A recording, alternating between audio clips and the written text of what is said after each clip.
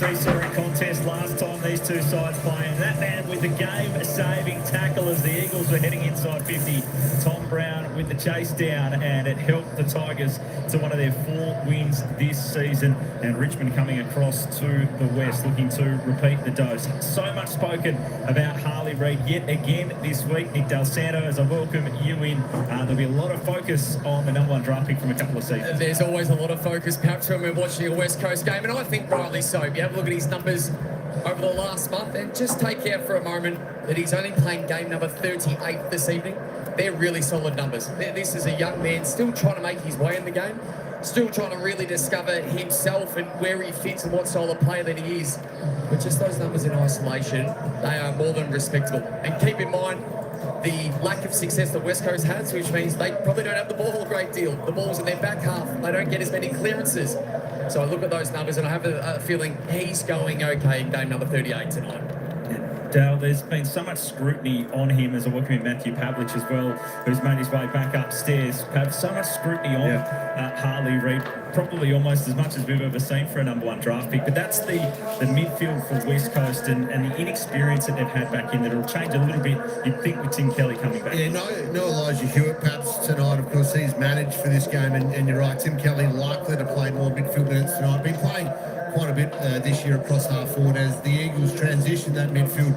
Brady Hoff has been impressive at times through that mix, and yeah, Harley's an interesting chat. I think he polarises a lot of people because of the free kicks he gives away, because of some of the stuff he does towards the umpires and the opposition. But Dow, you're right, the numbers are pretty solid in game number 38. Yeah, absolutely. I'm glad you raised Tim Kelly because I want to keep a close eye on him tonight. And you think about the growth and the need to nurture this young West Coast team. Therefore, you need to look to your leaders. And I want to keep a close eye on Tim Kelly this evening, back in the team. Will Schofield, what are you keeping an eye on at ground level? Well, it's a little bit of Harley Reid, isn't it? I think you can't really compare him to anyone else but Harley Reid. He's got here by playing the way he has in juniors and then going to do what he does out here in the AFL, but he's the only one he needs to compare himself to. So I think, like Dal, he's going just fine. I'm watching the West Coast Eagles and how they start this game. Away from Optus Stadium, they've been very good, but here at home, they haven't been as good. Last week, we know they were leading at halftime against Port Adelaide, so they'll be hoping they start really well. Watched them at training during the week, and that's what they focused on. Yeah, 5 goals to 1 they coughed up against the Giants last game at home. The home game before that, it was 7 goals to 1 against them, the Blues. So, as you said, Sco, rather surprisingly, they've been good on the road in the first quarters, but not so much at home. And that man on screen, Tim Kelly, we talked about, well, he is inside. There's another man who we much talked about, given he plays against his former side. He was looks pretty happy there at the moment. Liam Baker was very happy pre-game, having a chat to a number of players as well. But Kelly inside, Harley Reid as well. Promises to be a great match. Made the decision to drop himself back to the waffle to get more time in the midfield to earn his spot back. He's out there, Tim Kelly. It's 17th v 18th, but it just feels like there's a bit more on the line tonight. We're underway. Saturday night footy in the West. As Flynn went at it pretty hard. Reid trying to get his hands on it. Did well to get it to Kelly. And a good clearance to start with by the Eagles, but Hoff was set up. The tackle came, but it dislodged the footy. And the Eagles pounce again. Duggan sends a long ball inside 50. Ryan underneath it. And such a line with the defender. Some good matchups in the midfield. Taranto and Hoff look like they're going head-to-head. Reid, Hopper, there's some good battles. Ward with the long kick down the line. Huge pack up. It was crashed by Edwards. Put on the boot. It'll be chopped off by Hoff. Outside Butters last week. Only the 9 disposals for Brady Hoff as he had more of a tagging role in that midfield as he can do. He'll send it inside 50. Flossstone well set up. Was there a chop of the arms there from Williams? It was a late call, but it was there. It was the umpire from out of the zone actually saw it a bit better, had a better glimpse of it, but it was there. And good signs here early on in the middle or so in, but West Coast turning the ball over in their front half. Flossstone through the middle. Once Broad, punched away by Hoff again, a chop of the arms. 2 in a row. And well, the advantage was there, but they were really stopped. It's allowed to play. And then Hoff lays a great tackle on Taranto, who poked it back to Broad. And they can build inside 50, the Tigers. Good kick in short, Campbell. Right on his distance, so he was looking for an option early. Well, he had the option early, perhaps chose not to, so now he has the responsibility to go back and kick this from probably just outside 50. It was all done by Taranto, wasn't it? To stand up on that tackle and just get a boot to it, and then good delivery from Broad in the end. 9 goals through his first 4 games, Seth Campbell.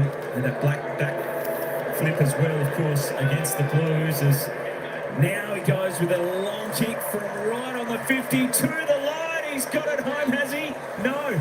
Yes, it's there. They were competing on the line, but Campbell has kicked the goal.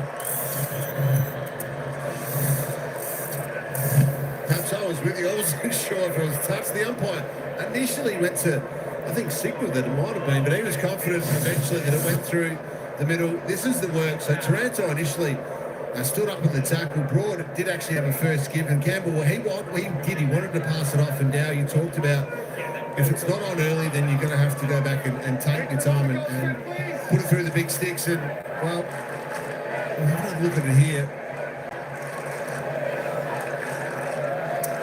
Well, we always ask the goal umpires to be more definitive and to back themselves. We liked it. Fantastic call. Keep the game moving. It's what we love to see. Really good block by Kaczynski there too, just to stop Edwards from getting a run at it. And the Tigers get the first one in the West, just the start they wanted, as Reed tried to burst down the middle. Got it away to Duggan. A wobbly kick to half-forward over the head of Cripps, and it bounces away and out of play. We spoke about those slow starts from the Eagles. They cough up the first goal here. Well, we also had a look at the inexperience of the West Coast midfield. You look who they're up against: Taranto, Hopper, Pressy and Nankervis combined in 636 games. So the Tigers aren't short of inexperience in the midfield. Curvis down, Hopper off the ball. It was spotted again. The whistle just slightly delayed, picked by the umpire off the play. Yeah, and their defence is pretty well structured as well, isn't it? With their experienced players also back there. It's just their forward half, they're quite young, but that midfield group. Down the line, Ford presented nicely. Edwards a good punch. Hutchinson now to Reed with some space in front. Delivers for Kelly. Wanted to run it. No one stood the mark. Time to go into space for Ryan. Terrific spoil away in the end. Short able to just knock it out of his hands. He had a good purchase on it. Ryan, the Tigers defence, crouched by Baker. Flostone under pressure. Gets it back to Miller. Great smother by Ryan. Spills to Williams. Out of bounds on the full. It's another result in terms of a goal there that Williams couldn't snap. But the pressure was great. The leading pattern from Ryan looked sharp as well. What about the intercept, or just the fingertip from Short coming back? Had to be perfect not to make contact. Young's long kick. Flynn from the side. Good smother there for William Ryan. Kept it locked in. Big task for Flynn tonight up against Nankervis as he goes inside. A little dangerous with the kick, with Rioli in the vicinity. Taken across to Jewett. Lots of numbers back for the Tigers. Jewett pokes it into the pocket, wants a fly. Jack Williams. There's an early whistle, and Liam Ryan's actually going to get the free kick. So Jack Williams was able to take the mark, but the whistle went early. Is it lively? Just on a couple of leads already, Ryan. He steps out to snap it back. And an answering goal to the Eagles in this first quarter. Yeah, he made a really nice pattern earlier where he went all the way back to goals and then did a nice loop lead, and then it was Short's ability to stop it. Here's the free kick just there, and certainly there, but Williams is going to take the mark anyway. Harley Reid actually made a decent amount of space out the back. I thought Ryan and/or Williams could have protected him as he came back, but certainly a free kick there against Banks. Love the energy that West Coast have shown so far in this game. And it's that movement, Pav, you're spot on. It's the repeat leads forcing the Tigers' defence just to swivel their head and take their eyes off either their opponent or the ball.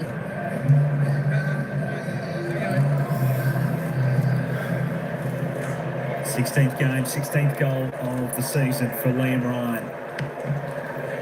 As Flynn goes against Nankervis. Battle in the midfield will be intriguing. Brockman was already holding going on. Reed's allowed to escape out of the middle. Wasn't the greatest kick inside 50, but it spills through.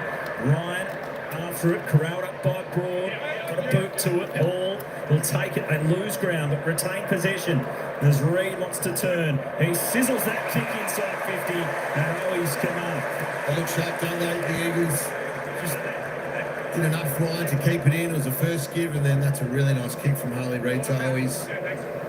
Interesting magnet move from Andrew McQualter. So Liam Baker starting at half forward to begin this match and already had some impact. He's played most of the season across the half-back line. Maddo is the former Blue. He hasn't quite had the goal return he was hoping for, switching across from Carlton. Good looking kick from the pocket. It's across the face and in from the side. The Flyers were there. Offhand and through for a behind. I like the Maddo always pick up by West Coast. I think it's a savvy pick. He's kicked 60 goals the last 2 years when he was at the Blues. Didn't think it was enough. He gets another opportunity in the West. Forced over to kick out of defence. Only trying to fly over the top.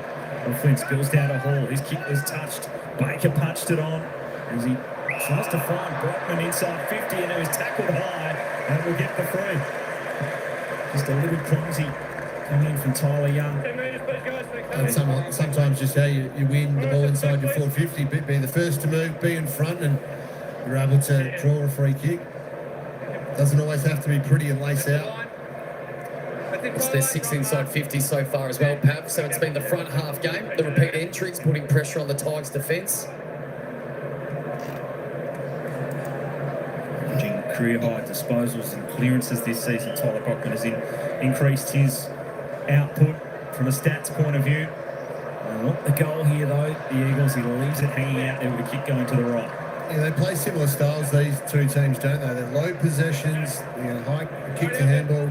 Often just like to kick the ball forward and long, not like to go lateral. So it can be really interesting to see how tactically the game continues. Stone and Banks, who started it from fullback, kick shallow up the line, and Flynn takes another one.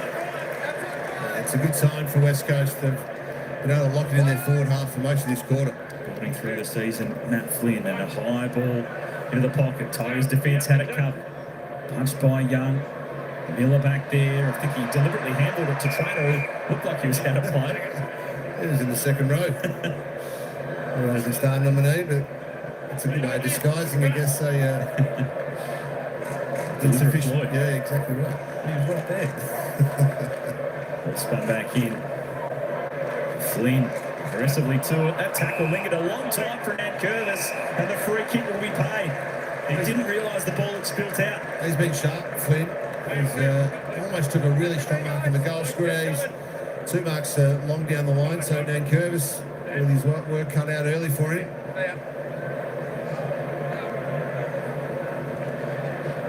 Let's have a look. It's one of those tough ones, Pav, where it was a good tackle, the ball came loose, Nank unaware, and therefore it just follows through. They're setting some new numbers this season, Matt Flynn. Finally getting a consistent run. Most games he's ever played in a season. He's up to 14 for the year. He's kicked a few goals this year, but again, they leave another one out there. 1 goal, 3 to start for the Eagles. Yeah, so a lot to like. 7 inside 50s, a lot of forward half pressure and ability to win the ball back off. The Tigers just haven't been able to capitalise at the moment, the Eagles. Starting to bring it back in. High one. And towards Flynn again. Edwards there, punched it away from fall. Sims on ground level. Just another example, Dale, of the long down the line contest is exactly what both teams are trying to do. There's not going to be a huge amount of uncontested marks I tonight. don't think there's going to be a lot of trick plays as well tonight, Pat. Let's keep it simple. Flynn just knocks it down. Trainer will get there first. Broad. And the kick goes up the line. Again, Fall attacked it. Just halved it, trying to give his side a chance to take it away. So, boys, there's a couple of things to watch tonight. We know that fast start is something West Coast focus on. It looks like they've executed that so far. And around the ground, Richmond are one of these sides in the AFL that pull off the mark every time the mark's taken. So West Coast are looking to move it quickly by a kick as soon as they get it. Schofield keeping an eye on things at ground level. That tackle lingered from Hall. So the clearance area last week for the Eagles was a huge concern. They lost out against Port by 27 and had 9-7 kicked against them from stoppage. So expect them to be red hot around there tonight. Bailey Williams down, Reid released Hoff. And advantage won't be paid. It'll come back to Harley Reid. He's already coming up for disposal, number 6, Harley Reid. A couple of clearances in there, so he's getting to work. And the cheers. Crowd backing in their young star. I don't think we need to ask what side of the ledger they sit with their support for this man. He's got some criticism again this week as the high ball goes inside 50. Bailey Williams close to it. Play hall at the spill. And the stats going around about not being a highly rated player in the competition. Lots of things go into sort of decreasing your rating. Free kicks against the huge one, isn't it? Yeah, even if you're having an impact on the game. There's the ball. Knocked down, Hoff spins, high ball into the pocket. Shanahan after it. Young judged it nicely. 50 metres. Umpire called stand, and I think Shanahan just drifted 1 or 2 metres off the mark, and it's immediately a 50. And it does relieve the pressure because they're able to get ahead of the play. The Tigers, you can see everyone moving wide of the screen. So what has been just stuck in their defensive 50, they're able to relieve a bit of pressure now. Go wide. Flostone will take the mark on the wing. And the Tigers, after being pinned in their defensive 50, can now go towards their own 50, but the kick is a poor one. Turn over to Marek, and a 50 back the other way to square it up. And I like that 50. I think we're seeing a lot of that in the AFL that's not being called. So just drifting in to be the man on the mark, but you're late. So therefore, I think you need to be penalised for encroaching the 10-metre space, which might happen again. It was almost a double 50 there. And fine Duggan. The last kick is the important one. Again, Richmond with lots of numbers back. Duggan sends it in low to the hot spot. Off hands out the back. McIntosh will rove it. Over Flostone. And then Brown out of defence. Long kick out to half back. Jimmy well positioned. Sends it towards the boundary line and out. Like that kick, it didn't come off on that occasion, but just the pull kick in from Liam Duggan allowed a little bit of work from the forward to come and hit that play. A lot of the time it's just sat on the forward's head and either outmarked or just punched out of bounds. Much better execution inside forward 50. Tigers coming off a win last week against the Bombers. The Eagles had a handy lead in the first quarter against the Power, and they were overrun towards the end of the game. Blew out a little bit in the last. Perhaps we just saw those numbers. Bottom right of screen about disposals in the front half. Richmond's only had 4. Fortunately, one of those was the goal. Bailey Williams off, slick hands. Reed turned into some trouble. Got the kick away into a dangerous area. Didn't really favour Jack Williams though. Miller. So they're looking good from clearance. It's obviously something they're focused on during the week. They're 7-2 at the moment. Eagles talked about how much they got slaughtered in that area against Port Adelaide. Kick from Miller. Cole was there. Campbell. Sonsi. Now McIntosh. Ross. Back for McIntosh. Up to half forward. Duggan read it nicely. Cop some heavy contact from Kaczynski. Campbell goes in. Did well to keep moving the footy forward. Hot and able to gather and feed it into the pocket. They look up. They want a goal as they send it to the square. And the mark to fall. No. In the fingertips. He's still got a boot to it. But off target. Great one-on-one defensive work again from Jimmy. He's been very good all year, Ruben Jimby.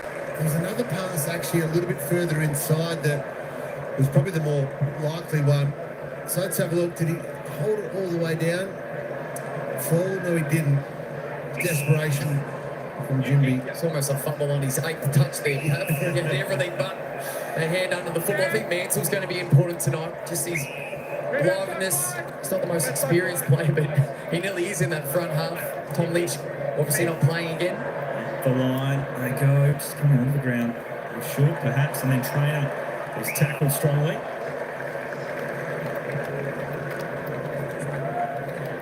Tom Lynch actually got a run around today in a practice match against Sandringham.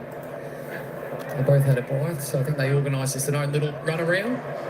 Trying to keep much fit, of course, that long suspension a couple of weeks ago. Up the line they go, Mansell pushing, shoving, but Jimmy attacked it, pokes the pass. Tough one for Cripps, trapped it at his shoelace. Now Bailey Williams. Cole wanted to run it, went back awkwardly. Duggan's got time to recover. Feeding out for Kelly. They open it up to Hoff. They've got some space to run and gun. And just off the bench was Jury. Might still receive it. Cripps has got the footy. He looks towards Jury, creeps into the pocket and marks. That was well transition, wasn't it? Their forward half game though, the Eagles, that's where it's been an absolute feature for them. They average 5 forward half intercepts per quarter this season. Well, they've already got 5 in the first 9 or 10 minutes of this match. They've been elite, but that was nice transition from the back half. His first goal in 8 games last week. Terrell Jewis had a fair bit of time back there in defence this season. Kick goes to hot spot. Mark was dropped though. Hall couldn't believe his luck when it fell in his lap. Too many Tigers down there putting the pressure on for him to get a shot at goal. Dangerous position here. Bailey Williams with strength. He had a runner in Brockman, cleared away by Young. Tigers to half-back. Cole did well to knock it away from Kazicki. And a hold against the Tiger. Hutchinson will take the free. Yeah, there's number 6, forward half intercept. They're just right on top at this point in time. West Coast fans have set up really well behind the ball, haven't they, Pav? Just haven't cashed in on the scoreboard yet for their dominance in their forward half. Kick goes in. And that's a Cripps. Incredible. As bodies collapse to the turf. Cripps had eyes for the footy and marked it going back with a flop. What about this, Mark? Now, this is just bravery at its best. Jamie, and this the hand stuck in the end. Those bodies coming from every direction here. Can't say how hard this would have been. They would have felt. Caught one as well on the way through. That's a very good mark from the veteran. Incredible grab from Jamie Cripps. Just experienced on the Eagles side. Game 250 for West Coast last week. And he's been a warrior for a long time. He's put his body on the line for a long time. And he kicks a crucial goal there. Well, they deserve that with their dominance. It's their 12th inside 50. Tigers have just had the 2, so it's a big switch across the ground. It's not even to the top of the goal square. That's often an area for the big boys to lead into. Cripps took the space. I guess if you're a small that's encroaching on the big boy's space, you better take the mark, which he does. Doesn't take his eyes off the football. But as good as the mark was, the finish was just as important. I'm not entirely sure the kick was meant to go that way. No. But it worked out, Pav, so they'll absolutely take it. Well, I mean, everyone knows generally that's going to the point of the square or the point post. So when you go so far off your line like that, you do bring in your small forwards or even sometimes your wingers. Back in the middle. Flynn hunting after it. Hopper and Taranto. Some of those experienced heads in the Tigers midfield able to get it out of there. Banks goes wide. It's a tough kick for Rioli. Cole played it well to allow him to recover quickly. And now Kelly roaming the ground. Finds Baker. The crowd making some noise as they urge their team to move it quickly. Cole goes in long. Shanahan, who went up high. Couldn't hang on. Looks a likely prospect. And now out of defence, short under the pump. Bounce important, Sonsi. Got to trap it nicely. Now the Tigers, can they get some field position? Kazicki having to go a long way up the ground. Yeah, they need their midfielders to get moving down. Prestia hasn't touched it. Hopper, Taranto, Ross as well. Some of their prime movers need to get moving. And also probably their best ball user off half-back in Jaden Short. That was his first disposal that we just saw. So this is really well done by West Coast, just slowing up the Tigers, getting organised behind the football. McIntosh just have to go to a contest, then curves the target down the line. Edwards went in a little awkwardly. Bazo tackled by Houghton. And just an opportunity to give the Richmond defenders a bit of a spell. They've just been having to work overtime, defending 13 inside 50s and 5 shots a goal already. Stoppage, Taranto, McIntosh. Released by hand. Flynn, trapped by Baker. Playhall. Up to Shanahan. Worried out of it. McIntosh put his head over it. They can work it through Banks and Brown. And Curvis. Better build up this time from the Tigers. Short is looking for an option. He goes long, inside 50. Duggan with the big spoil away, but it heads goalward. Jimmy there to mop it up. Got 15 for Marrick. Just casually able to send it out of defence. Big one-on-one. Brown over the top. Chance to go back inside 50 quickly, the Tigers. And go just outside to Prestia, who finds a touch in towards Sims. Flynn crashed it. Duggan dumps it out of defence. Cripps and Brown battle again. This time Cripps wins it. It was Brown a few seconds ago in the one-on-one. And now Cripps with a lethal kick through the middle. Releases off. Rioli with a big chase. About to be run down. He's got him. What a chase from Rioli. Brilliant. Team lifting stuff for the Tigers. He corralled him, he hunted after him, and he ran him down.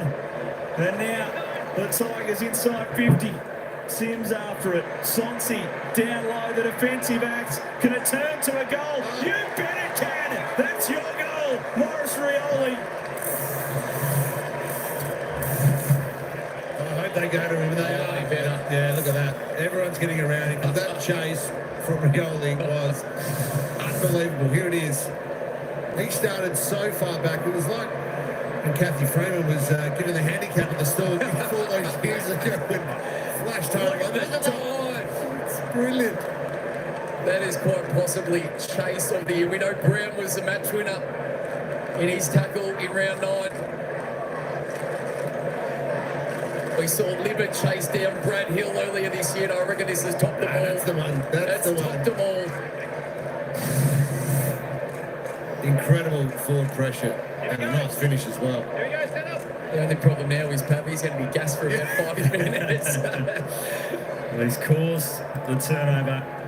He's found a way to find his side a goal, and it's back to just 2 points with all the dominance of the Eagles on the stat sheet. And in the territory battle, here's Reid going against a few. He's caught holding the ball. Got tangled up a little in that tackle. And Curvis not going to get away from him. Out towards Ross, didn't sit for him. Still able to win it to Sonsi. Tigers to the pocket. Now it's starting to connect, and Sims on the lead. That's a lovely, well-weighted kick inside forward 50. Didn't have to drill it, just put it out in front of Sims, 199 centimetres. So it gives you a big target and a big chest to try and land that football on. Tom Sims made his debut against the Eagles in that match at the MCG in round 9. He kicked a goal in his first 2 games. Sims hasn't kicked one since that point as he lines them up from here. Good looking effort. If it holds, it's lined, but it went into the post. He's a big boy, Sims. That one just faded a little bit later on him as he probably got off the instep a little bit, but you can see on screen Harry Edwards is mature body who's been in the competition, lifting weights and doing pre-seasons for a number of years. And Sims, he's a big lump of a lad. Led well up at that one as well. McCarthy, mid-season draftee, up the line. Reid will shove on Taranto. Now Hopper was there to help. Out to Trainer. Got a couple of minutes here for the Tigers. Deep inside 50. Edwards. Incredible intercept. He was doing that for fun last week. And the kick let him down, and the Tigers' pressure stays on. Well, he Great mark, wasn't it? He took 9 last week. Yeah, 9 intercept marks, which was a career high and I think a season high with Sam Taylor. Equalled the Eagles' record. 10 is the most ever in a match, which 10 different players hold that record. Ball off hands. Prestia here, finding a way through. Duggan tried to fend, just got the handball away. Now the Eagles turn to be under a lot of pressure in their defensive 50. They went wide. Brockman and Jewett got mixed up. A little apology from Brockman, who took them up. Now Marek is out wide. Presenting up again is Joe Shanahan. We talked about him before. It does look likely, perhaps. He moves to the ball well, kicks it well also. Finds Reid. His 8th disposal of this opening quarter.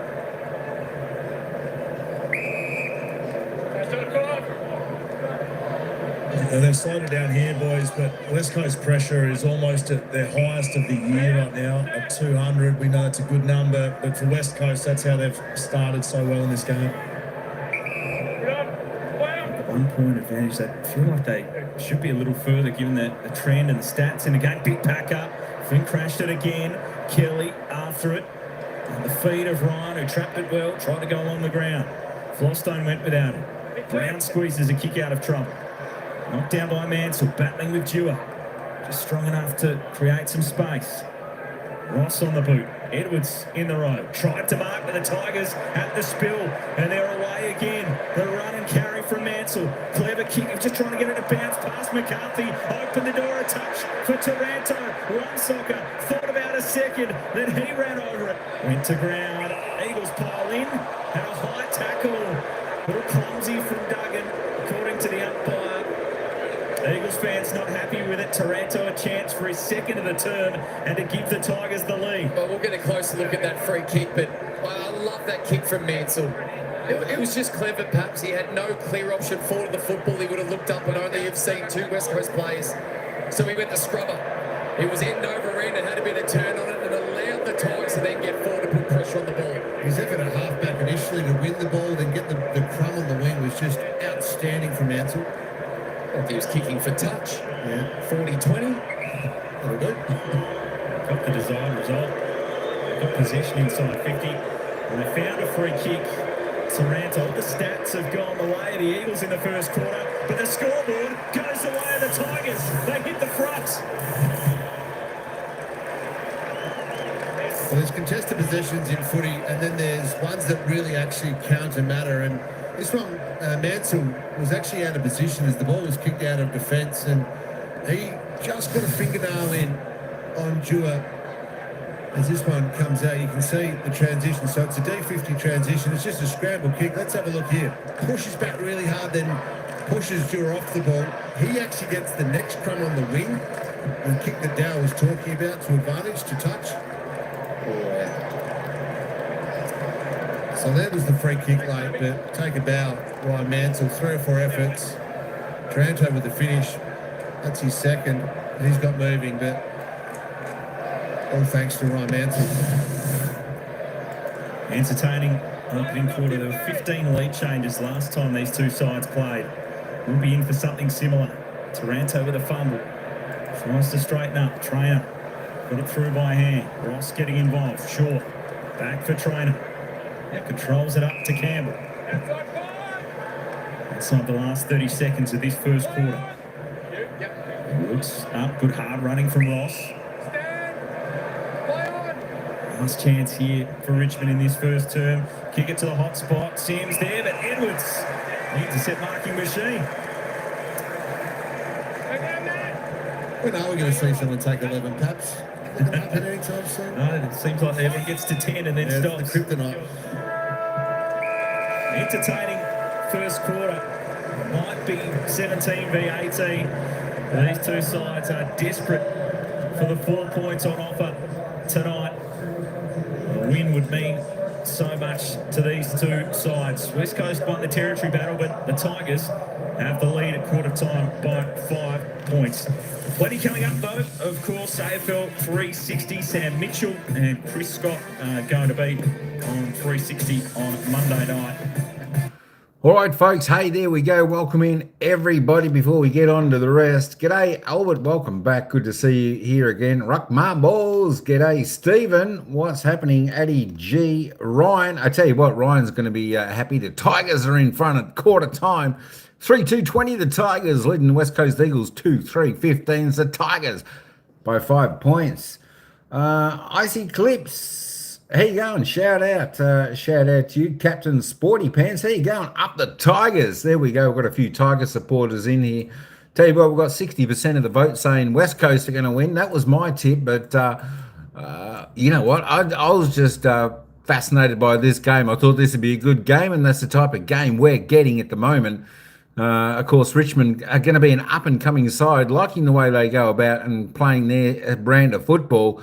And, of course, West Coast Eagles, well, they run in spits and spurts. They go all right some weeks. Look, they always put in for some parts of the quarters, but not 4 full quarters. They probably put in 1 4-quarter effort so far this season. But still, I like the way they go about it. And, of course, West Coast have got a little bit more seasoned players, a few more in there than Richmond. So we are going to be in for an absolute ring-a-ding-ding game. Hey, just before we go any further, 28-minute mark in the second quarter. Over there at the MCG. It's Carlton leading Melbourne 6-4-40. Carlton, Melbourne 3-3-21. That's the Blue Baggers by 19 points over in that game. All right, let's just pop over here because I didn't do the ins and outs prior to coming in here. So let's go and have a look at the team changes. For the West Coast Eagles, Liam Ryan comes in, Tim Kelly and Jake Petrocelli comes into the team. Going out was Elijah Hewitt, Noah Long, what's that? Malachi Champion.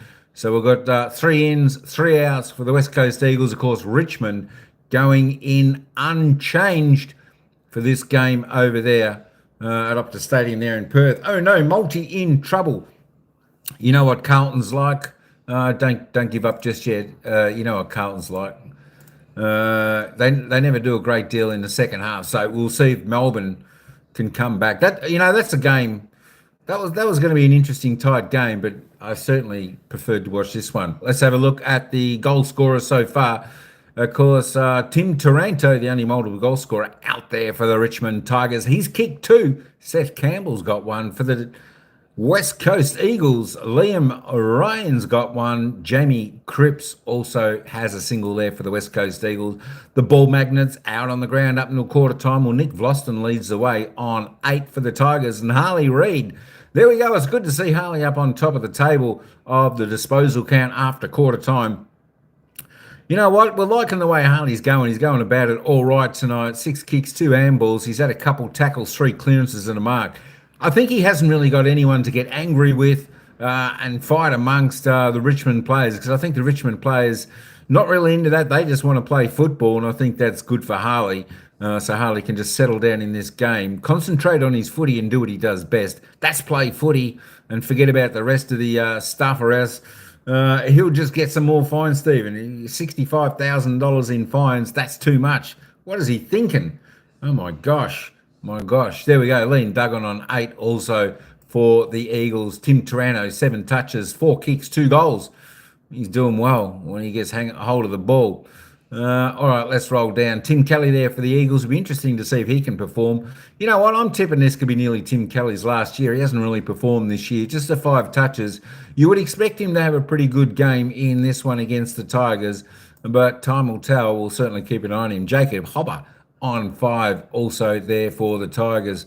We'll head back down there. Hey, good luck to the Tiger supporters in there. Sounds like Captain Sporty Pants is a Tiger supporter, and of course Ryan is a big Tiger supporter too, so good luck to you two. Of course, good luck to Addy G. He's got his multi going, but he needs Melbourne and the Eagles to get up, so we'll see how that goes.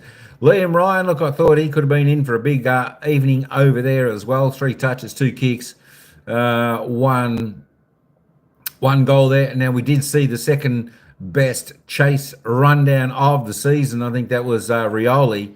Second best rundown of the season. It was just fantastic. Of course, we all know Bobby Hill from Collingwood was the best chase down for the season so far, Branko.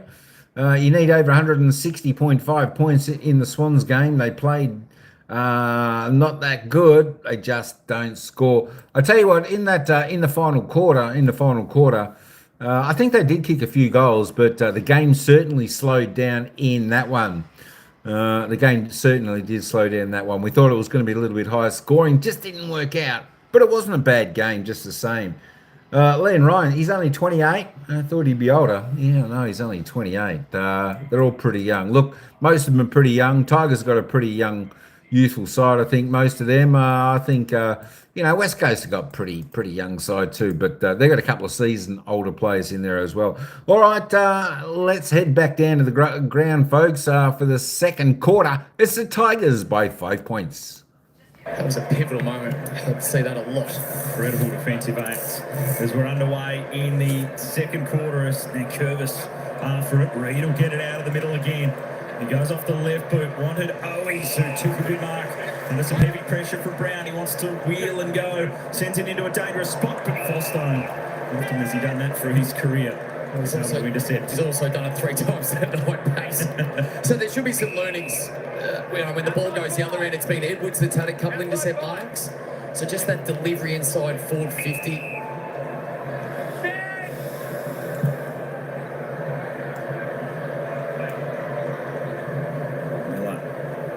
To broad, a couple of the West Aussies and the Tigers team combining. We haven't seen much of that, have we? A long switch like that, it's a lot down the line, so maybe the instruction. Curtis has to go after the footy. And send it to half forward. Punching it away from behind. Rioli after it, attacked it well, and wins the free. Got there first. Tackle went high from Kelly. Out of the 50 they go. Taranto looking lively. He's getting forward, isn't he? It was a nice kick from Rioli, but He's trying to stretch the Eagles midfield. 2 goals already to Tim Taranto.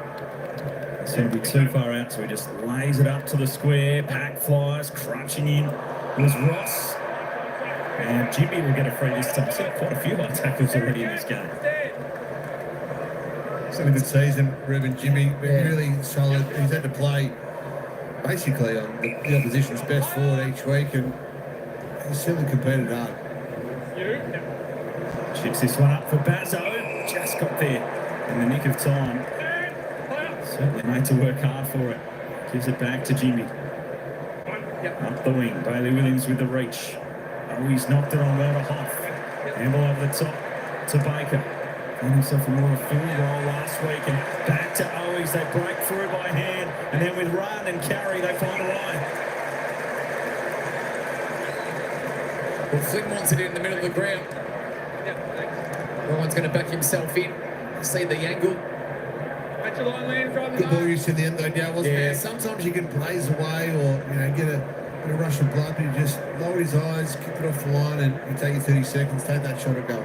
Hasn't kicked multiple goals. He's already got one tonight. Hasn't kicked multiple goals since round 10, which was the Eagles' only win of the season against the Saints. I don't think that's a good omen, but he misses that one to the near side. He's looked lively. He really has. He's been up and back, and he hasn't hit the scoreboard on that occasion. They have hit 2-4 now, the Eagles, so lots going right for them in terms of the territory game, in terms of the stoppage game, but just not quite capitalising at this moment.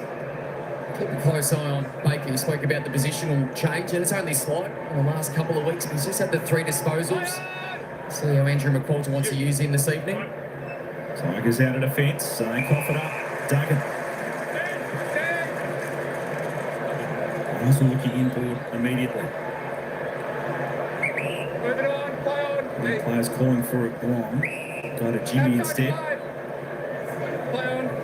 He pokes it out towards Ryan again. Good hands, but Fostone did enough to punch it away. In fact, it stays in play. Tigers can get some run going. Prestia, Taranto, back for Prestia. Nankervis, they work it nicely by hand to get through the trouble. Experienced heads keeping cool in the crisis as McIntosh to Flostone. Over the top now for Rioli. He drags the player to him, he just steps around, you can see it coming, and then he finds Campbell, no! Prestia run all the way up the ground, just got in the road a touch. Campbell still after it. They say to play on. Duggan wasn't sure that he had the footy. Surely it's going to be on the ball, perhaps, with the man being tackled, gives up on the play. Campbell said, "You've got me." The first one wasn't paid. Duggan was caught with it. Now, Jinby is off balance. Cripps will attack it. Frostone on the boot. Bounce tough and Nankervis. Spills past a few. Bazzo couldn't get a kick away. Tigers pressure good. Ross received from Campbell. Just a fumble at the wrong moment. Able to get it through. Nankervis put it on the left. Off hands. Due up. Bazzo. Jinby. Knocked down. It spills to McCarthy. He's good by foot and finds Merritt. Cripps. Move outside forward. Play on. Ryan's got 2 to beat. McIntosh was the player in front. That sees it to the boundary. Boys, it's just a little while ago now, but Tom McCarthy, and he hasn't got his the footy in his hands as much as he has the first couple of weeks, but he's going to be one of the best mid-season pickups of all time. He looks like a 100-gamer every time he gets the ball in his hands. I think he's brilliant what he's done so far. Skillful by foot too. McCarthy coming in. It's now through the middle of the ground. Go the Tigers.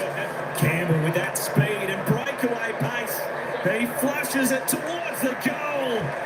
Terrific run and stun from the Tigers.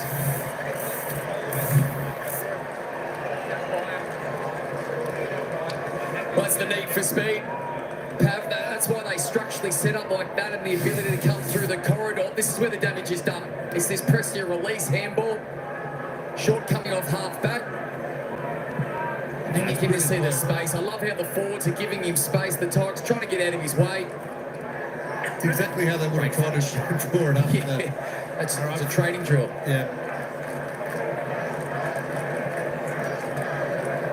create the space over the back of the stoppers. Defenders, you flush. Forwards, get up the top. You run as fast as you can back to goal. If he's got space, stretch back and just slot it from 35. Thank you very much. Well, happy to get his signature through the end of 2029. Seth Campbell, just what he is capable of. Back in the middle. Reid trying to wrestle it out of there. Tigers midfield. Look out now, Curvis.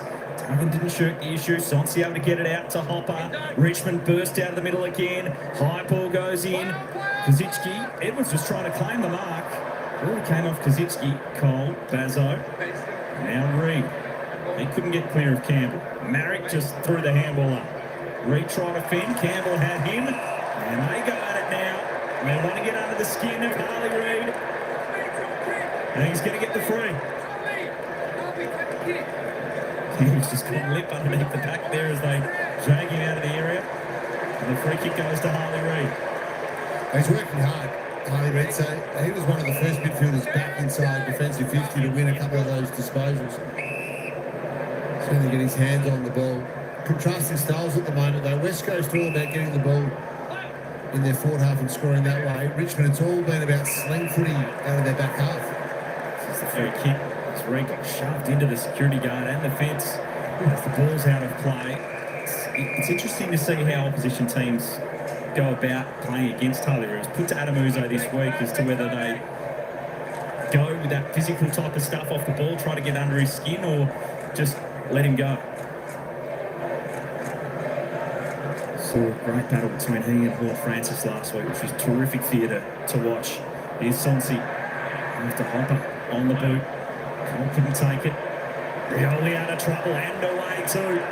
With a run and a bounce. Jimmy giving a good chase, trying to get a bit of medicine back for Rioli, who did well at big pace to go into Kazitsky. And in short, Mansell patched by McCarthy, who played it nicely and sees it on. There was a nice pocket of space for the key forwards to lead into on that occasion. They just didn't. And that might be a part of the run from the midfield to keep building the ball, but you're 55 metres, 60 out from goal. Lead up into that space and let your forwards, your small forwards get in behind you. Flynn down, Reid doing all the clearances, gets another one and was dealt with too as he got rid of the footy. So down the ground free will go to Shanahan. Just on those Adamuzo comments, perhaps did he have an answer? Not particularly. So we might do one, we might do the other, which is a little typical of press conferences sometimes. There's Rioli. It's like the being Poyer who just doesn't know which one works. There'll be a time in his career that nothing works. 50 metres. Oh, wow. So the 50-minute penalty's gone against Brockman for being too close inside the protected area. Have to get the measuring tape out on him. Looked a long way away. Metres from here, gee whiz. It's got to be the worst rule in footy, this one, boys. This protected area. We've lost complete common sense, feel of the game. It's frustrating if you're a Richmond fan. It's frustrating for West Coast fans. Need to get it right out. Greg Swan, I reckon, will be on this one pretty heavily. Scully's putting it on the agenda. It's those ones where it's not affecting what's happening with the footy at the time. A 50-metre penalty for the protected area infringement sees a shot at goal from Rioli. Cannot put it through. Let's have a look how far away he is. That's Brockman right on the edge of the... just drifting in. Is he? On the logo? That's far enough away, isn't it? But to the point that you were just making, it's not affecting any type of movement off the line that Rioli's going to have. I can't see how that's 50. 2 metres back. The challenge with that one, without dragging out, that doesn't make our game any better. Correct. It just makes it more confusing. It's already complicated. Needs to be tidied up. Reid. Now for Cole. Brockman. McCarthy. Former Tiger in the VFL. Playing for West Coast. He's coughed it up there to Broad. Young. Some run from behind. Good kick out into some space for Sonsi. He can turn and go. They've got options inside 50. He takes his time to send it in. Fall put the knee up very early. And the free kick was there, but they've actually paid the mark. He would have backfall in. He does like to run and launch at the footy. He just got a little bit mixed up with his timing on that occasion. Often throws himself at the ball does fall, but just missed his timing.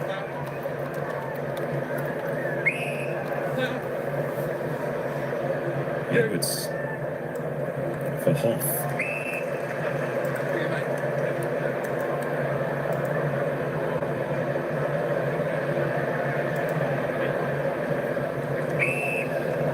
Crowd in on Saturday night.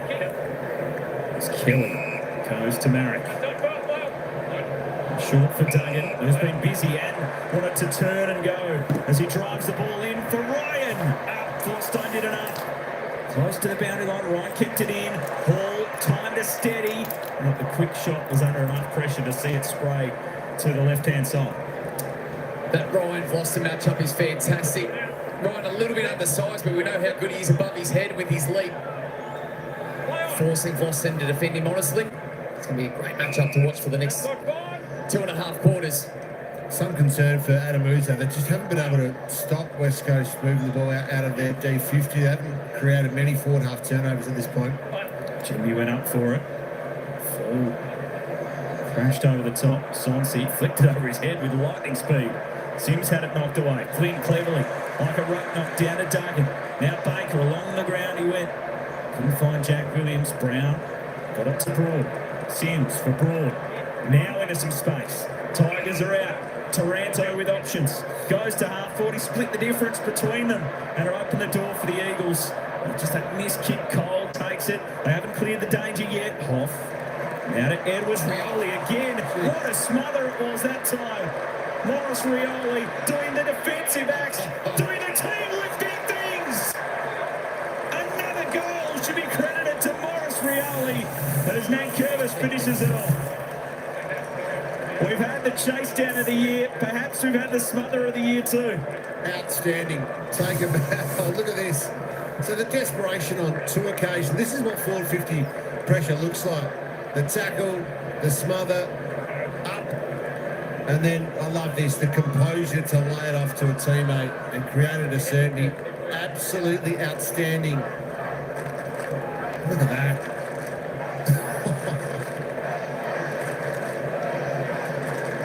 He's got the suit on. He's absolute Superman tonight. We saw him dive for that chase, dive for the smother. This is just a small piece of leadership in a different way. We often speak about moments and setting the scene for your younger teammates. Well, there's the non-negotiables. You chase no matter what, and you dive on boots no matter what. That is fantastic football. There he is, gassed again. Well earned rest. Yes. He has been outstanding in this first half. The Rioli name, a famous one in this part of the world. He's putting on a show tonight as Ross gets it out the middle. The Tigers making a little break in this game. Fall. Able to find the footy. Houghton getting involved. Trainer. Into Houghton. So you raise a really good point, Pat. You mentioned it a couple of times, the inability of West Coast to keep it in their front half. The majority of their scores, Richmond, has come from movement from their D50, ability to move the ball from one end to the other.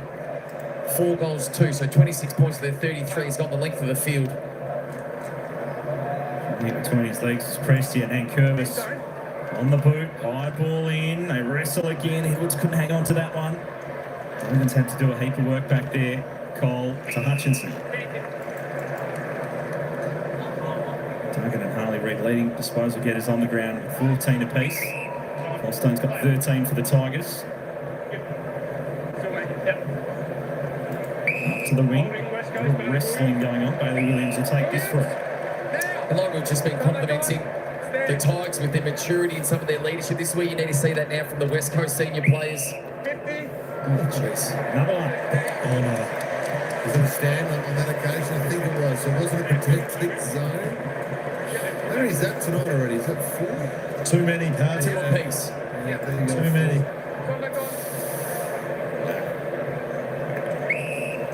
4 50-metre penalties inside the first quarter and a half. Sometimes it's about where you get them to. It's advanced the Eagles and they get towards the 50. Hutchinson thinking about a long shot perhaps. His eyes are darting a little bit. Tough start as you can see there to his career. Win-loss record. He sends it in the hot spot, right there. Off hands Baker after it. Brockman threw it across to Kelly. Tigers worried them out of it and get it out of defence. And a duck kick foot race on. Bazzo has to get there. Mansell's quick though. As he got too much on it to the boundary line, he kept it in play. And it will still stay in. There's a force field on that boundary line as it's knocked away. And the Eagles survive. Very nearly Mansell was going to run half the length of the ground to kick a goal. Ball goes long. Now Shanahan there. Good mark in front to Young. They do look dangerous for Tigers on that rebound. We talked about it a lot now, but once they get out, they look like they're going to score almost every time from the back half. Let's see Tyler Young back out there. A great mark it was there. Intercept with Shanahan. Reed, swivel of the hips. Dewar, Marrick. Ball, Reed. Some run and carry to half forward. He loads up. He wanted it on the short lead and Reed went over his head. The connection not quite there. Neither for Richmond out of defence as Hutchinson intercepts. He looks up. Sky ball back in. Oh, options there. Bailey Williams dropped it. Reed was also in the vicinity. Merrick goes wide and Duggan come up. He's calling for some composure and they finally gets her. There's Bailey Williams. They should have been having a shot a few moments ago. Gets it now. Just got big on him, didn't it, the ball? I don't think he expected it maybe to come in as hot as it did. Pat, I wonder whether Harley Reid was calling him out of it, saying, hey, you're the ruck. I'm anything but the ruck. But here's his opportunity. You want to say he's been pretty accurate in front of goal this year. The 9 goals, 3 for the season. It's his best return in the campaign. His previous best was 6. Looks good off the boot. The trend continues. There's a good set shot. Here's Bailey Williams. And he's presented well tonight. He's had 6 disposals, 6 hit-outs. So here's the kick. Did it get big on him? Did they call him? I think it just carried over his head. Got a bit big. So I like this though. Composure from Merrick and then really nice. The secondary inside 50, edge close to the goal. Take your 30 seconds and give it to your big man who, as you said, perhaps has been very reliable in front of goal this season, Bailey Williams.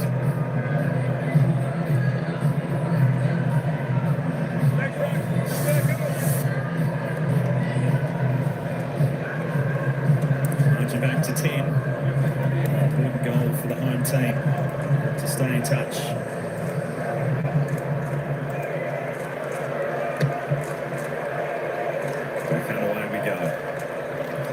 To Reid, another clearance to the Eagles, and he steps inside with a run and a bounce, trying to push away with a fend, just couldn't escape. And a good tackle to keep it inside 50 from Owies, but that's just the flair. He's having a big night. Desire to take the game on from Harley Reid. This is as good as we've seen Harley Reid, I reckon, ever. I reckon it's his best game he's ever played, boys. He's up to 17 disposals. Scully having a big impact. Baker went flying through.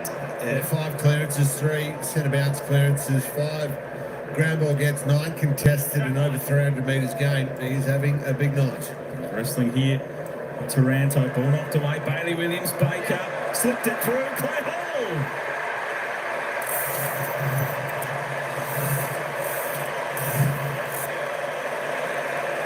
Back-to-back goals for the Eagles. Drags them right back into a 4-point game.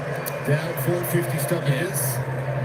Yeah, sharp hands, and they've done this for the majority of the night. So here's the centre square bounce. Quick hands from Hall.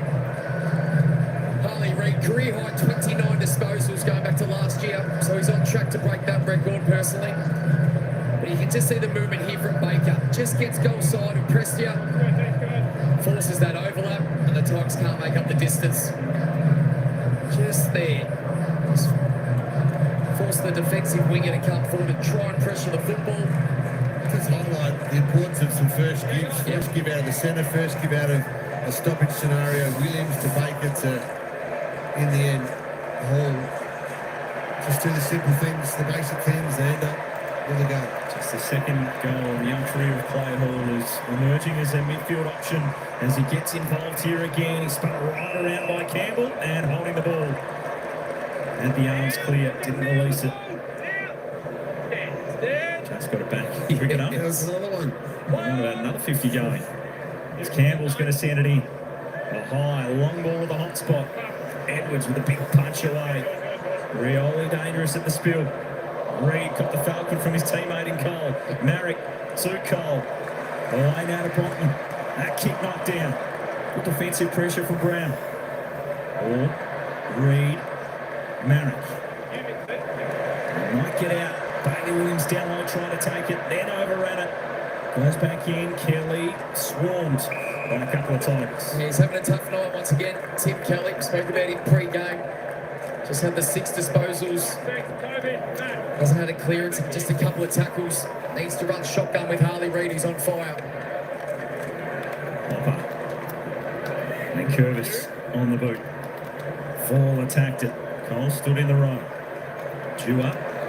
Simply down. They get it through. Could squeeze the kick, but turn it over. Sonsy. Important 4.5 minutes as we approach the half. And an even type of game. Neither side find a goal in the run to the major break as Edwards takes another intercept mark. Well, no Jeremy McGovern, no Barris back there. Intercepting for fun and yet another 50-metre penalty. I'm loath to say it, Dale, but rule of the week, I think this is talked about. You mentioned it. You keep an eye on the replays. Cripps goes inside 50. Shanahan presents. Boys, we saw it inside 50, started to jump in, but we spoke about one player not calling each other out. Job Shanahan was really loud there, called, I think, Liam Baker out of it. I could hear right here on the boundary. Very good for a young player in Job Shanahan. Well, he's presented well. He's had a couple of opportunities that just slipped through his fingers. Not on that occasion. That's fantastic hands out in front. He's kicked 4 goals in his 3 games so far. Picked 30 in last year's draft. So I'm surprised he slipped that low. Big power key forward. And sends that one to the post. Yeah, they've had some opportunities, haven't they? West Coast, a number of them from set shots. That one just fading late. They've had a good 10 minutes, though. The ball has been in their forward half, and to the stoppage game. Richmond, after the first 2 minutes of the match. Banks' kick just short of his target, and Hutchinson able to see it over the line. So the Eagles started really well around the clearance. They were dominant early, ball in their front half, and then Richmond probably had the best part of the next, say, 15, 20 minutes of the game. But just this last 5 or 10 minutes, West Coast starting to get some movement, some hit through the stoppages. And Curtis straight back to the line. Good boundary throw in. So look at all the key metrics, Pav, that stack up over time. They're almost exactly the same to this point. Flynn wrestles his way to the front. Toronto gets it back. Hopper. Banks hassled out of it. Good pressure from Kelly.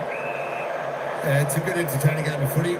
Down 2 teams, 2 young teams on the rebuild and desperate for a 2nd and 5th win respectively. So they're throwing their bodies at it, and it's a good game. All to play for, nothing to lose tonight for these 2 teams. It's out of the defensive 50. Thanks for some good run and carry. Cross to Brown. Switch it up to the open wing. Sonsy's got some work to do. Didn't get the kindest of bounces. Drips trying to hassle him out of it. Found the line. And the veteran putting in the hard yards to get across and force it for a boundary throw. It's good defensive effort, isn't it? From your high half forward. He's always been able to run, this young man. An exceptional runner when he got to St Kilda as a youngster. Given jumper number 35 after Robert Harvey.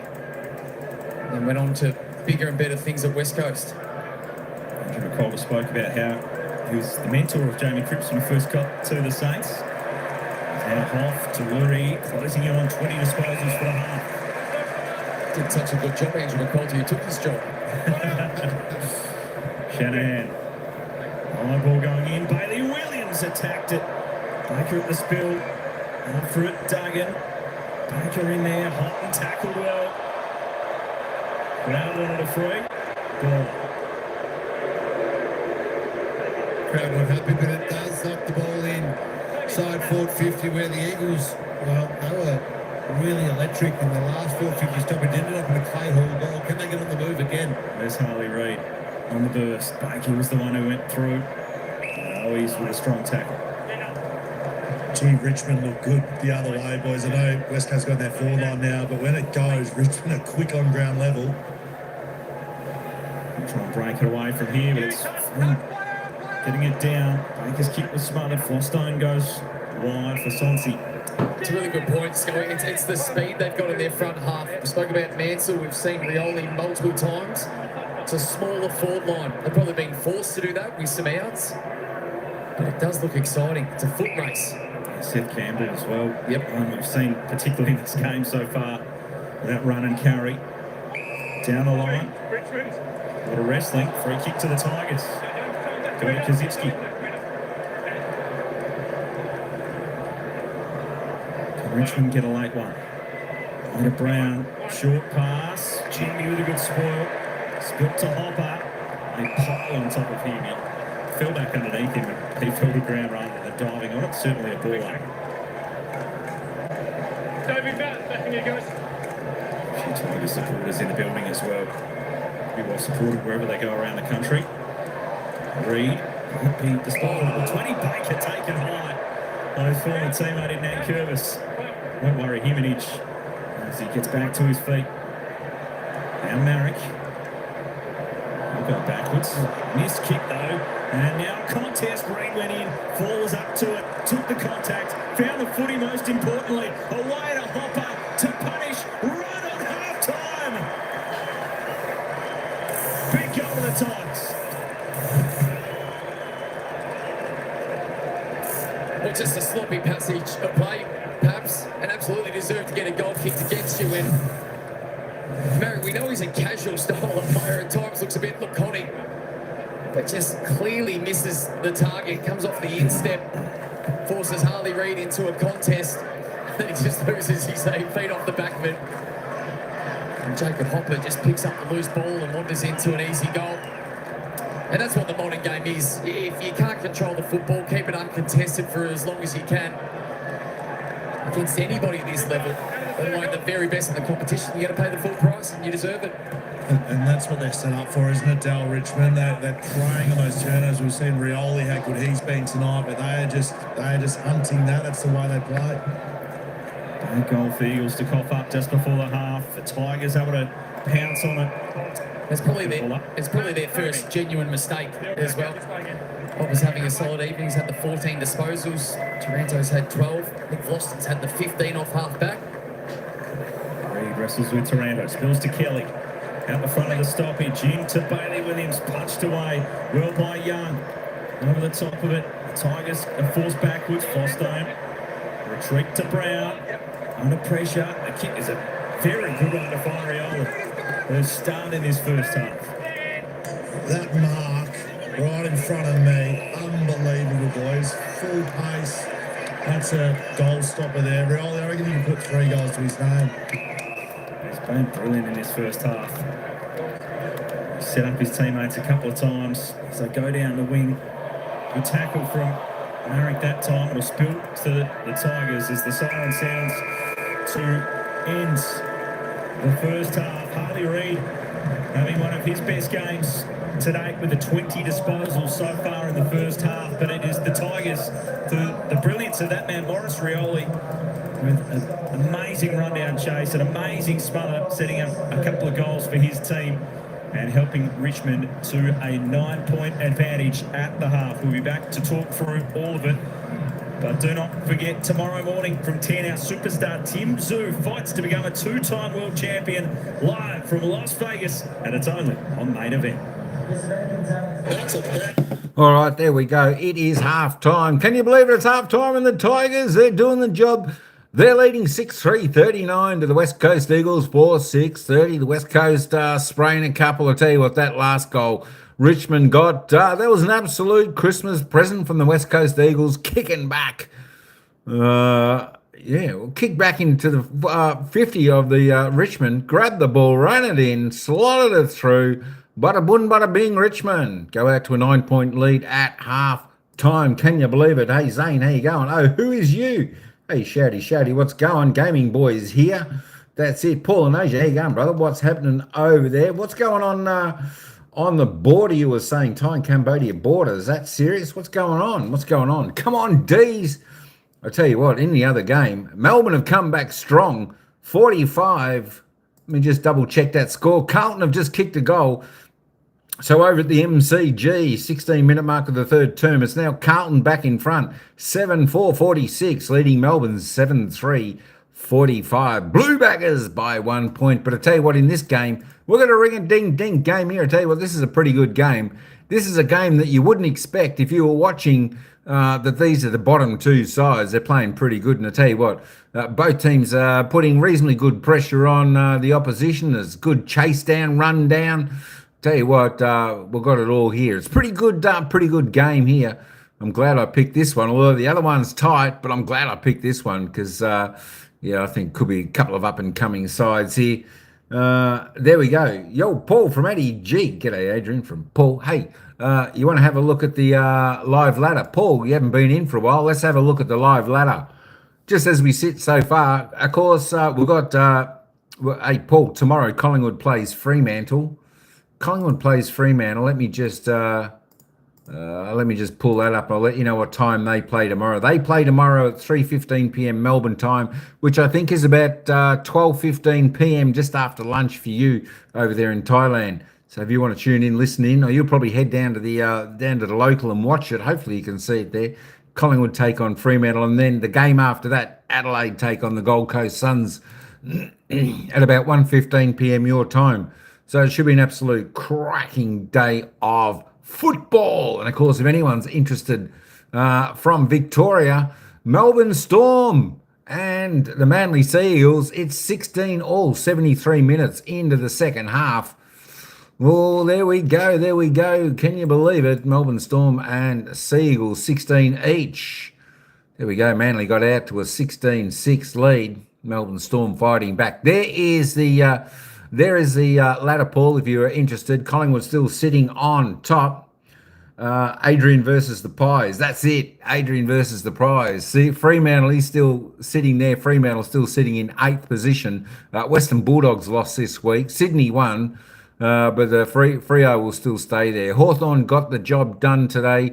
Geelong play tomorrow, and they should win that game tomorrow against St Kilda. Gold Coast Suns, they play Adelaide, so that's going to be a ring-a-ding-ding game as long with Collingwood and Fremantle. Let's just have a little bit of a stop in here. We're waiting for the commentators to come back, give us a bit of a analysis on the opening half. But as we do that, we'll have a look at the goal scorers so far in tonight's match. Tim Taranto for the Tigers and Seth Campbell, both the only multiple goal scorers out on the ground with 2 each. Toby Nankervis kicked one, Jacob Hopper kicked one, and they are your goal scorers for the Richmond Tigers. For the West Coast Eagles, they're all singles. Bailey Williams, Liam Ryan, Clay Hall, and Jamie Cripps have got one. A goal there. The disposal getters, unless we can leave that for the next break. There we go. We're back. And, of course, shout out to all the Richmond supporters in there.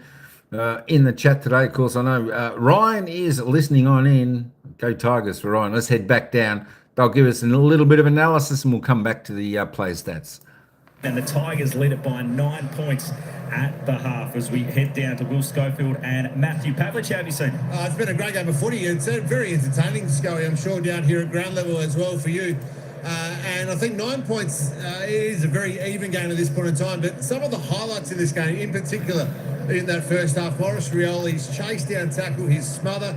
It's his highest rated first half ever in a game of footy. And I tell you what, this is enormous. Look where he comes from. He starts well deep inside Richmond's 450, and the chase down was outstanding. This is that chase down of the year. Just taken over from Tom Liberatore earlier on the year, I think. This is unbelievable. And what it represents is Richmond and their defensive mindset to start this game. And we know he had a huge smother as well early in this game, which set up a goal. I've put 3 or 4 goals to him. Let's have a look at this one. This is desperation, and this is clearly a team mantra we've seen from Richmond all year, to be honest. Goes to the tackle. He's dived from 2 metres away there. That is just elite. That is a game lifter right there, and that's really represented what they've done for the first half. He's been huge, and he's been one of the reasons they've, I guess, had this lead at half-time, Maurice Rioli. That desperation, unbelievable. honestly, it's team lifting. Let's have another look. You can't get enough looks at his desperation, both for the tackle in the first quarter, and it makes him and his teammates so happy. At halftime, they do lead by 9 points. Contrasting styles, though. So this is the really interesting thing. We've talked about it at length during the coverage.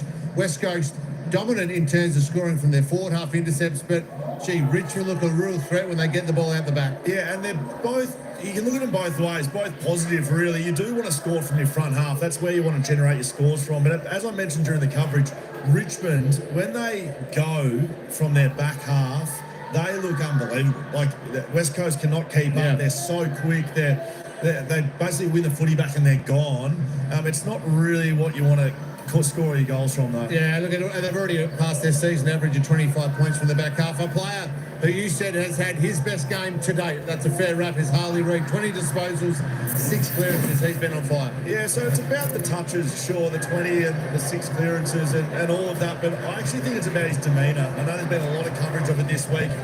He's got some really good leaders around him. Luke Shuey, Shannon Hearn. I know they've been speaking to him about, if you just go and play footy like he has tonight, he's the best player on the ground. Yep. And he'll learn this. This is why I haven't been so hard on him.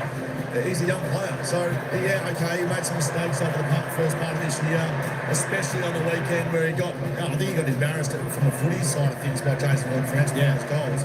But he's learned. He's let his footy do the talking right. There is no doubt about that. Harley Reid, always in the action. Well, this one here, Tom Cole, senior leader, steps in, pushes him away. Settles him down, He's back on the ball. You know, he's playing footy. That's the way he needs to play his footy, and I've been really impressed with this game. So Harley Reid having a big impact here tonight. And it's Richmond by 9 points here at Optus Stadium at half-time. After the break, though, we have a full rundown of the game of the MCG plus all of Super Saturday. Of course, that's next with Kath Lachlan and the team. You're watching Super Saturday live on Fox. Brought to you by the all-electric Toyota BZ4X. Alrighty, there we go. It's raining over there. I tell you what, cornflakes and sultana biscuits, that doesn't sound too bad. Or maybe just grab to pick up some delicious Thai food. That sounds pretty good too. I don't know, nice pad Thai or something like that. I don't know, anything you want. But hey, you know what? There's nothing wrong with that. Sometimes I have Wheat Bix or Nutri-Grain, something like that for dinner, or late night snack. It's not bad, Paul. It's actually not too bad. There we go. Tell you what. There we go. Let me just check the other game. Where are we? There we go. It is 23-minute mark of the third term at the MCG. Carlton 8-4-52, 5-point leaders over Melbourne 7-5-47. 5-point leaders over there. Who's going to get the job done? Carlton so far in the third term, they put on 2 straight goals. Melbourne starting to put on some goals. They kicked 4 goals, 1 in the third term. So game going to be tight over there, as it is here, folks, as it is here. Just in case anyone wanted to know, the Rugby Melbourne Storm 16, Manly Sea Eagles 16, 77 minute mark of the second half. Only 3 minutes to go over there. What's going to happen? Who knows? We'll keep you up to date if we see a score change. Hey, let's have a look at some of the disposals. Of course, this is what they're talking about. Harley May's demeanour. He's more playing the football today, which is great to see. This is what everyone wants to see with Harley Reid. Play your game, play your footy. Don't worry about the opposition and all that bash and crash stuff with him and all that, pulling him down. There we go. I think Harley Reid's best performance in a game so far is 29 disposals. Well, today at half-time, he's already on 20. And he looks like a different player out there today. Different demeanour, as he's saying. He's all about the form. He looks like a bit of a leader out there today, which is something we haven't seen from Harley Reid for a long time. And I think this is one of his better performances that we're seeing from Harley Reid out on the ground. Footy, concentrating on footy. 11 kicks, 9 handballs, 2 marks, 2 tackles, 6 clearances. Keep it going, Harley. We like to see this. Liam Duggan, next best for the Eagles on 15. Best for the Tigers, Nick Vlosten. He's there on 16 with 10 kicks, 6 handballs, 5 marks. All right, let's roll down a little bit. Tim Taranto still got the 2 goals off his 12 disposals. Who else have we got there? Ryan Marrick, 11 for the West Coast Eagles. Jamie Cripps on 11, 1 goal. there for the Eagles. Tell you what, there's Crisp. Tell you what, it's confusing, Paul, who they all play for. My gosh, I know there's one Carlton, I know there's one West Coast, and I know there's one Collingwood. They just, you get a bit tongue-twisted. Toby Nankervis, the big man, for the Richmond Tigers, 9 disposals. He's kicked a sausage roll. 6 kicks, 3 handballs, 16 hit-outs. He's had a clearance as well. Tim Kelly, tell you what, he's not doing much. 4 possessions in that second term. Up to 9 at the moment. Morris Rioli doing a lot of things right. You know what? I think he gave Richmond a bit of a spark. A couple of magical things he's done out there. Even though he's only had 8 disposals, he's done a little bit of Morris Rioli magic. He's going pretty good out there. Certainly sparked the Tigers up. There we go. McIntosh just with the 7 touches. Liam Baker with the 7 touches against his old side. I'd like to see him do a little bit more. Dion Prestia, just the 6 there for the Tigers. Come on, son. Liam Ryan. The Eagles need him up and firing. Maybe sit on someone's shoulders, take a big specky. He's just had the 5 disposals. 3 kicks. He's returned 1 goal, 1 though. So not too bad just at the moment. All right, there we go. Team stats. Let's load them up. Have a look. Tight game. Certainly is. Look at that, 177, 171. There's only 6 disposals separating these two teams up until half time. It's the Eagles +6 on the disposal count, +13 in the kicks. But Richmond are +7 on the handballs. Inside 50s, well, 26 to the Eagles, 12 scoring shots. It's not too bad. Richmond a little bit low on the inside 50s. I need to work that up a little bit. 21 inside 50s, but they've had 12 scoring shots. So they're going better than 1 every 2 entries to score. All right, let's head down. Disposal efficiency, reasonably good from both sides. 73.4 for the Eagles, 74.9 for the Tigers. Both looking good. Free kicks, well, it's a home side. The Weagles, they're 2 in front. 11-9 in the free kick. That being said, I think this is a reasonably well umpired game. Krispy Kremes.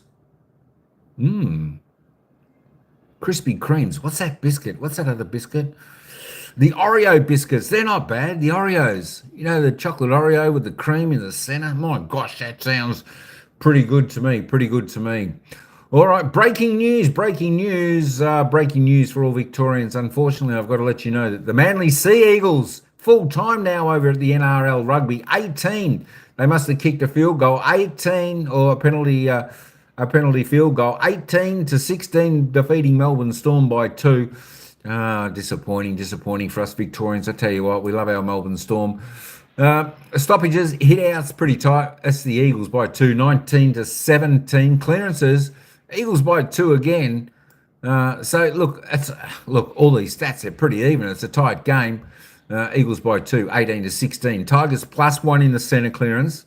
Eagles +3 in the stoppage clearance. There we go. Contested possessions +7 to the Eagles. Everything's pretty tight. Turnovers 28 apiece.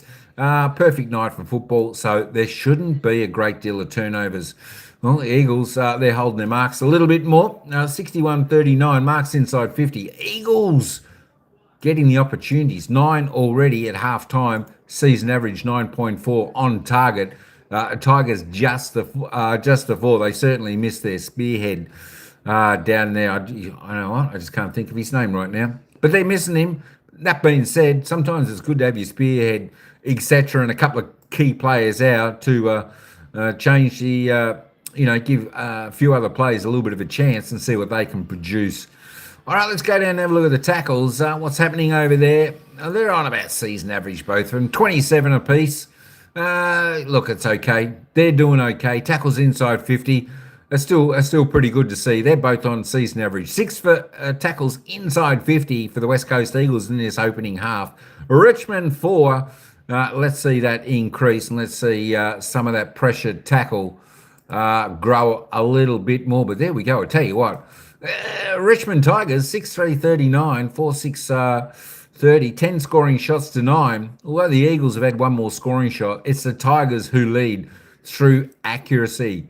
I think this game tonight, folks, I tell you what, I think this game tonight, it is It was a joke. Oh, crisp. Oh, gotcha. I was a bit slow there, Paul. Oh yeah, I tell you what, sometimes I get confused, but you know, that's normal for me. That's all right. No worries about that. Yeah, I was just looking at the Storm. Oh my gosh, I can't believe the Storm went down. They gave it their best shot. Yeah, getting back to this game. Look, I think in this game this evening, I think whoever continues to do what they're doing and just takes their opportunities when presented. I think when you've got very kickable goals, you got to make the most of those. You got to put them through the big sticks, put them through for a major, and not let the easy ones go. Because I think these both of these teams are pretty well on par. You know, it's a pretty even level game, as the stats sort of have shown, as the scores have shown. Just one scoring shot, the difference here, even though it's 9 points.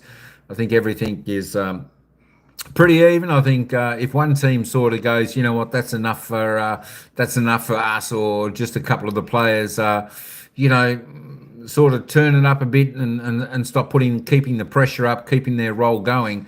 I think that can let the opposition in on the game. Look, it just takes a few moments to get either side, give them that bit of spark and that momentum, give them that belief that they can run over the other side. But I think we're going to have a ring-a-ding-ding close game all the way through to the final siren.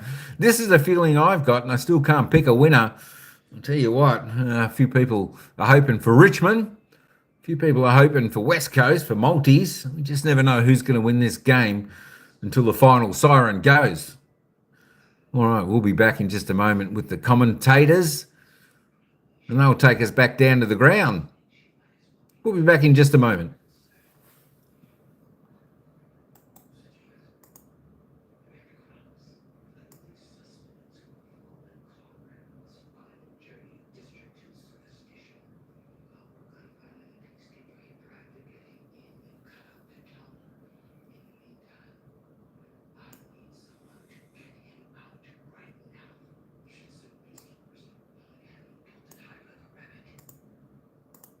And the Tigers, Richmond by 9 points. And Nick Dalsato, we've spoken a fair bit about Harley Reid. What are your thoughts on the rest of the Eagles midfield so far? Well, I think he needs a little bit of support around him. He's having a sensational game. If he keeps up these sort of numbers, he'll clearly have career highs. But we spoke about Tim Kelly in the pre-game. He's only had the 9 disposals and a couple of clearances. But Liam Baker, for me, is the piece that Andrew McQualter can move if needed. We've spoken about the experience of the Richmond midfield that have been okay in Hopper and Taranto in particular. Prestia still in there. I put him up against one of their old teammates in Liam Baker. He's had the 7 disposals, played a little bit more half forward. But just to support their mids and the younger mids in this second half, I reckon that's the lever that can be pulled for the West Coast Eagles. Yeah, the other lever is actually just start defending. As the ball goes inside your forward 50 now. I think that's what we talked about. They've looked threatening at times, the Eagles, and they should be a bit... well, they probably should lead at half-time by virtue of how many inside 50s they've had, but defending once the ball hits the ground in your forward 50, don't let it out so easy. That's something that I'm sure Andrew McQualter spoke about at half-time. 5 more inside 50s through the first half for the Eagles. 17 v 18. The Tigers looking for their 5th win of the season. The Eagles for their 2nd. It's a 9-point ball game as we get underway in the 3rd quarter on a Saturday night in the West. And then Curvis and Flynn are new acquaintances as we see the ball is going to be held up inside the centre square. Enjoyed Flynn's first half. We know what Nankervis can do, the big body. Flynn's held his own. Knocked down, glad to take evasive action. Reid with some push and shove in there. Spills out, Banks getting involved. Now short, the old kick off the boot. Bounce for McIntosh, who took the footy and took off. And poke it to half forward. This is where they've been dangerous. Prestia from 50 out the back. Fall! He'll take it and slam it through. Just the start the Tigers were searching for. Slick ball movement, isn't it? Look really threatening at times, the Tigers, when they do get it off turnover. Have a look here. So Prestia just runs through the middle of the ground, and he just makes the decision then to, do I defend or do I go? And he got the green light to go, and Jimmy does a great effort here almost to get a fingernail in, but nice finish for Fall. Really highlights your point, Pav, about West Coast's inability to keep it in their front half. Even a couple of scrappy kicks they weren't able to control and really lock it in and get repeats, or at least a stoppage at worst. So you can see that scores from the defensive half. Yeah, that's 5 goals huge. to 0. That is huge. It's a big issue for the Eagles right now. And well, the magnet that might have been moved is Ross into the midfield and Harley Reid. Probably should have had that bounce recalls. Ruckman got at it, but it was going out of the circle and get a stoppage at half forward for the Eagles. I think Curtis was suggesting that as he walked away. Now with the ball up. Campbell lost out. Ryan spun, got his boot to it. Allowed to play. Brockman chips it over the top. Couldn't find Owies. And then Miller sees it away to the boundary.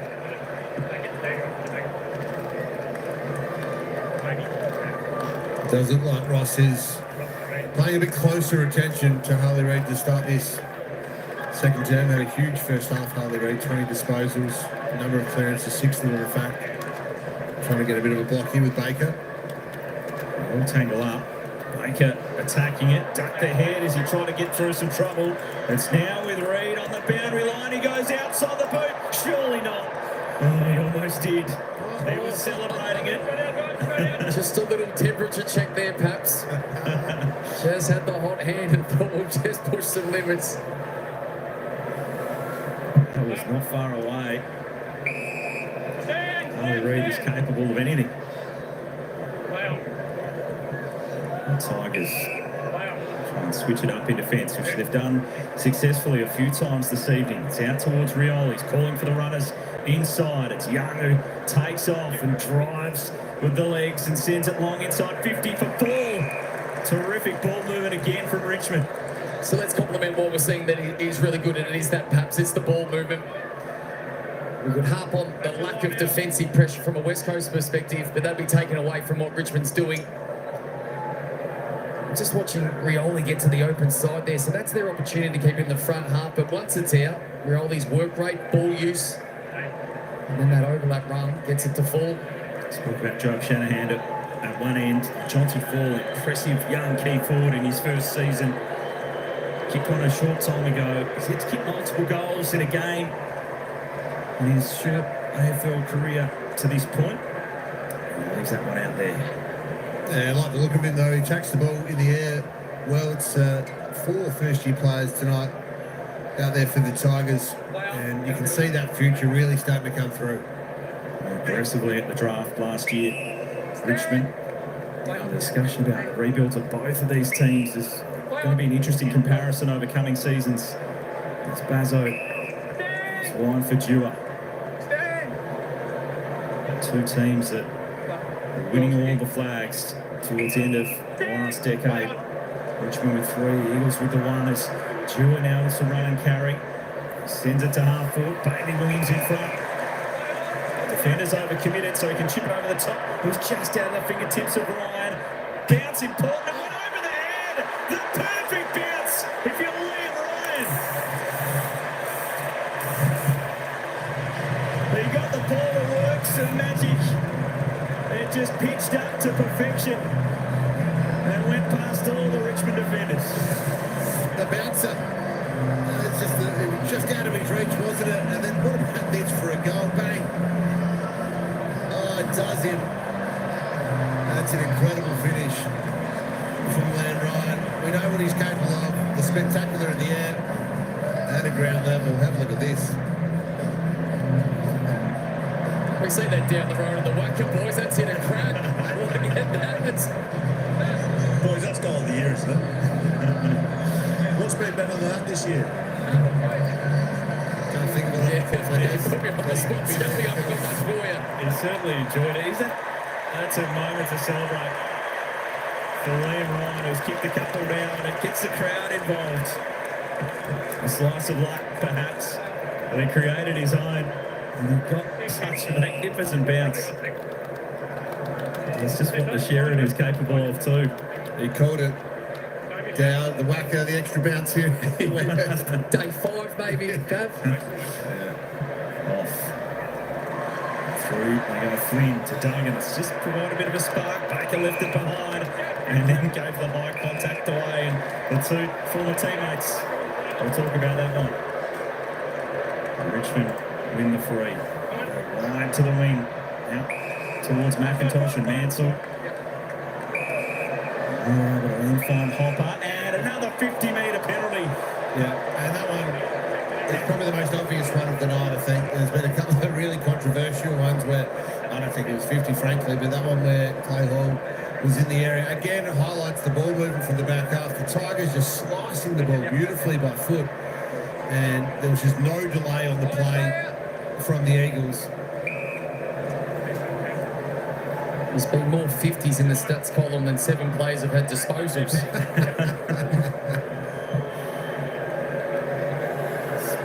All those sorts of nights. Strange things can happen when you get 17 playing 18. It's very quirky. That's another 50-metre penalty, which the Tigers cash in on.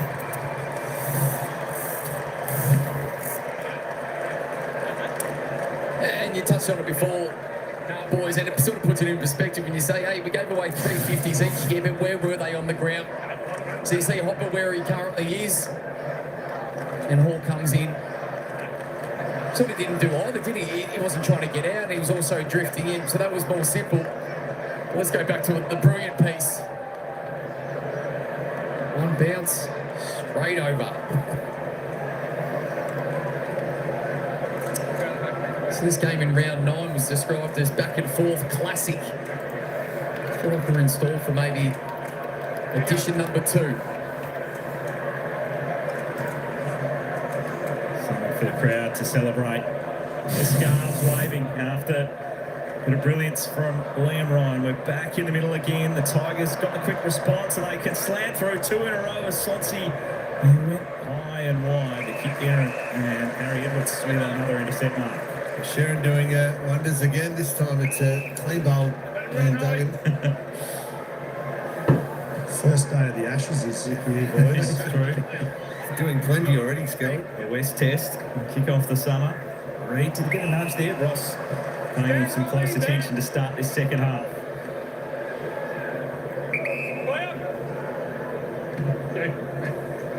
Send it long. Big pack up. Edwards bang the big spike away. Will Schofield will be enjoying the development of Harry Edwards, who's playing well this season.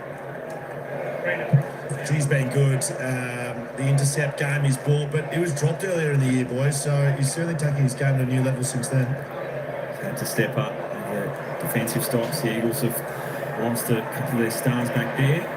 Riley put his head over the footy. Cole in there too. Hopper feed it forward. Marek wrestling. Going back to him and held up. Thanks, mate. Matt, clear out that, please. And Curvis with a run at it. George, Hopper got his boot to it clearly. What's the bounce on this one? It goes to Kaczynski. It's going every which way. Big bowling first, Paddy Cummins. Get the ball in your hand. They're bringing the box of balls out. They're going to start flipping them around. So you see Harry Edwards, 9 from last week. He's on 5 as it currently stands this evening. And play Hall. Bearing kick. Shanahan up to it. Young knocked it away. He was then half trying to claim the mark, perhaps. Baker with an appetite for the footy. Nice. They set up well behind the ball here, perhaps. We've got Nathan Broad, the anchor, probably about 70 or 80 metres away from where the stoppage is on screen at the moment as the extra. Curvis down. Hopper up after it. Cole won it. Kelly in there. Hopper again. Ball. Reed. Just gets away from Ross. Brockman took it down low. Dangerous kick. Back inside offensive 50. And Ford will be paid the mark. Yeah, just a dangerous kick, wasn't it? Brockman was off balance and trying to hit one back through the corridor. Couldn't even see the target he was aiming for. You'd like to think if you're going to go, it was not technically a cross goal, but if you're going to go for that particular choice, you'd love to think that it was an option that was clearly open. 15 points, the margin before the kick. Ford to take it. Leans back. It's tight. And talking of cricket, all roads lead through Jonty.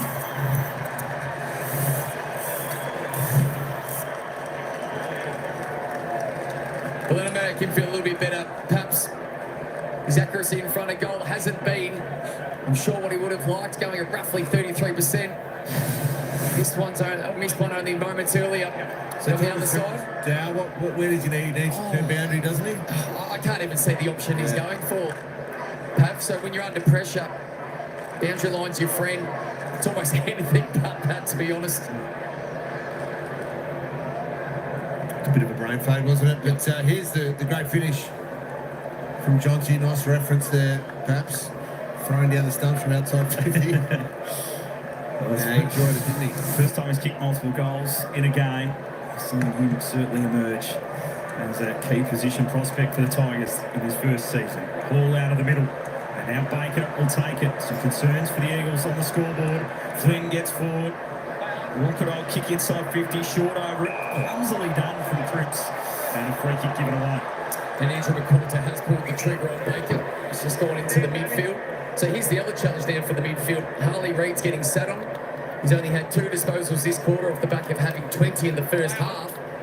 Who's the next one to step up? Who can take a little bit or share a little bit of that workload? Wilkes kick that went well off the side of the boot, and McIntosh has made it look okay.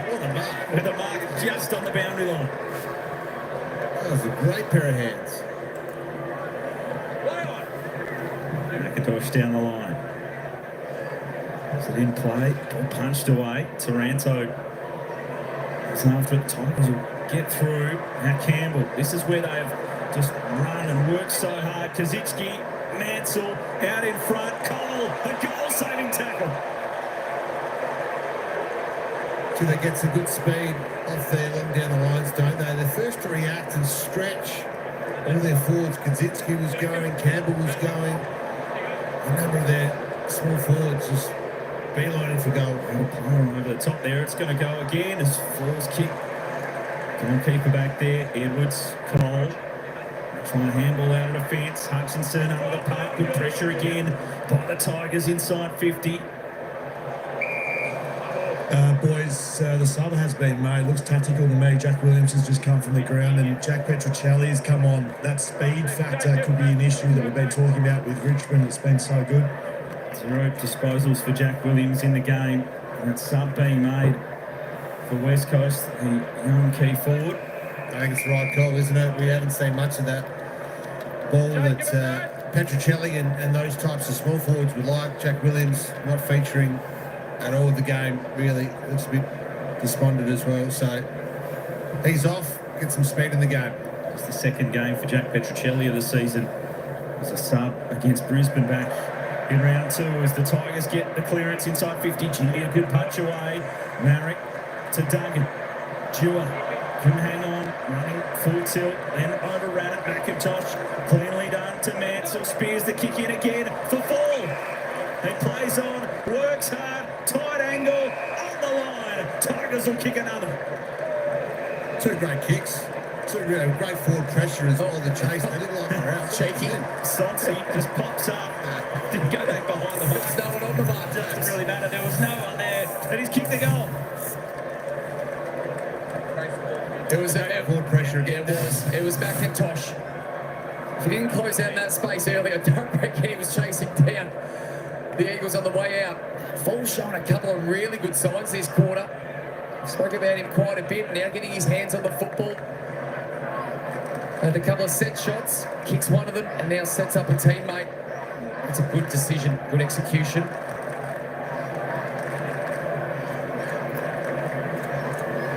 Adam Uzo down the bench here, a lot of talk. Credit's got to go to him. We've gone and tagged the second-year player who's dominating with Ross, but Ross has done a great job, and it's really flipped the script in this game. Richmond right on top here. See the pressure from Richmond up over 200. They have put in a solid shift to start this third quarter, and they've got the margin out now. West Coast trying to respond. Kazitsky with a good smother. Hopper run down by Baker. Kazitsky in there again. Duggan takes it for the Eagles. West Coast need the next one to stay in touch. Ryan for Petruccelli. The sub into the action. Open forward line. Wants an option. Sends it to the pocket. A good decision. He found Otis. Yeah, well called, perhaps. It was a good decision. Just a cool head. Petruccelli could be forgiven. You just come on to the ground. You want to get into the game and blaze away there. But just took his time, a second or two to compose himself. You can see here, just having a good look around, takes a couple of steps and then finds the target inside 50.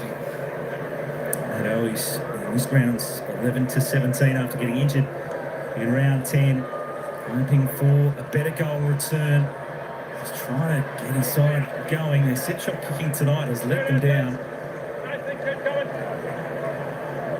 5 goals ace, 3-5. You see the difference completely flipped between the two sides. It makes an impact on the score sheet. Dangerous ball back in. Broad. Able to hang on to it. It's been a big move about Jack Ross. We talked about it early in this third term. So he spent a lot of time across the last 3 weeks in the midfield, more from a ball-winning capacity, but he's just shut down Harley Reid in this third term. Stone call to go. Miller can hang on to it and then get them moving. Short over the fence with a run and a bounce. Kick to the wing. In front, Mansell trapped it nicely and can go through the middle. He still got the kick to his target in Taranto. Hutton from outside 50 and a free kick. Might be coming back. Was it in the Shepherd?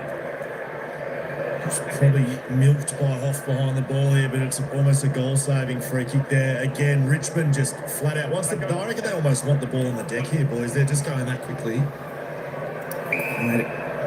High speed from their back half to their forward half. Ryan with the ball in his hands. Brockman showing some speed of his own. Into Kelly. Open forward line. Always wanted it deep inside 50. It heads in that direction. Just hung too long. Broad recovered it well. Sonsi. McIntosh. Over the top for Houghton. Back for Sonsi. Turning board and great kick to Taranto. This is where they've cut them up so well. Campbell, fleet of foot. The long handball over the top for Hopper. An open space in front. They can head goalward. He's got options inside. He took his time. He kept composed. He gave it to Mansell, who snaps a goal. Terrific Tiger team footy. That's just brilliant ball movement. We could talk about a bit of sloppy defence, and we have talked about it a little bit tonight, but the Tigers' ball movement out of D50, out of the back half, just slicing the Eagles. Have a look again. This is another one. What about this kick? An absolute bullet. And then they're away. The first give, take the game on, and this handball misses by a couple of metres. Hopper has an eternity here to make up his mind, have a bounce, draw the player, and Mansell finishes it off. It's been a domination this quarter, hasn't it, Pat? The 10 inside 50s for the Tigers, 5 goals, 1. And it's been the execution going forward. Hopper had, well, so many options. He could just pick his favourite one by the end of it. I thought Mansell's done a fair bit of work tonight. I'll give him one. Andrew Walters just down onto the bench, boys. He was steaming when he came down. His finger was out. He was pointing around, so he's trying to make an impact on the bench. 32 points the margin. Baker out of the middle. Had to get creative with a half a metre kick to Hoff. And he was off balance. Always there, short with a nice spoil. Always lost his footing. Gave the numbers advantage to the Tigers as they run and carry again with precision for Prestia. They build inside 50. A little gimbal to Mankervis. Oh, Bailey Williams threw the mark and then retreated the 5. And Campbell's the target. Could have almost had another 50-metre penalty in this game. Richmond, Houghton, swivel of the hips, got clear, thought goals. Was touched off the boot, perhaps. Ball knocked down McCarthy. Look out. Coughed it up in the goal square. Mansell's been lively. Prestia. Back for McIntosh. Off a step. Back home in WA. He misses. That's another point. And it's 46 now from the back half. They've been brilliant with their ball movement. The Tigers, but the West Coast cannot lay a glove on them. And their feature this quarter, Pav, has been coming back through the corridor. So the inability of West Coast to not be able to get defensive side, but also can't protect the corridor, so it's coming through in an area that's got multiple options. 7 goals to 1, those scores from defensive half. It talks to exactly those defensive mechanisms that the Eagles aren't implementing, but it also talks to how well the Tigers are in sync and actually getting goal side of their opponents. Move it on, play on. You. Prestia goes long, in pocket of space. Kaczynski Well, Bazo thought he had nudged him underneath the footy enough, but he just had the reach to take the mark. I think for a moment Kaczynski thought he was nudged under as well. I was surprised that there wasn't a second body from Bazo. This was definitely sat on his head.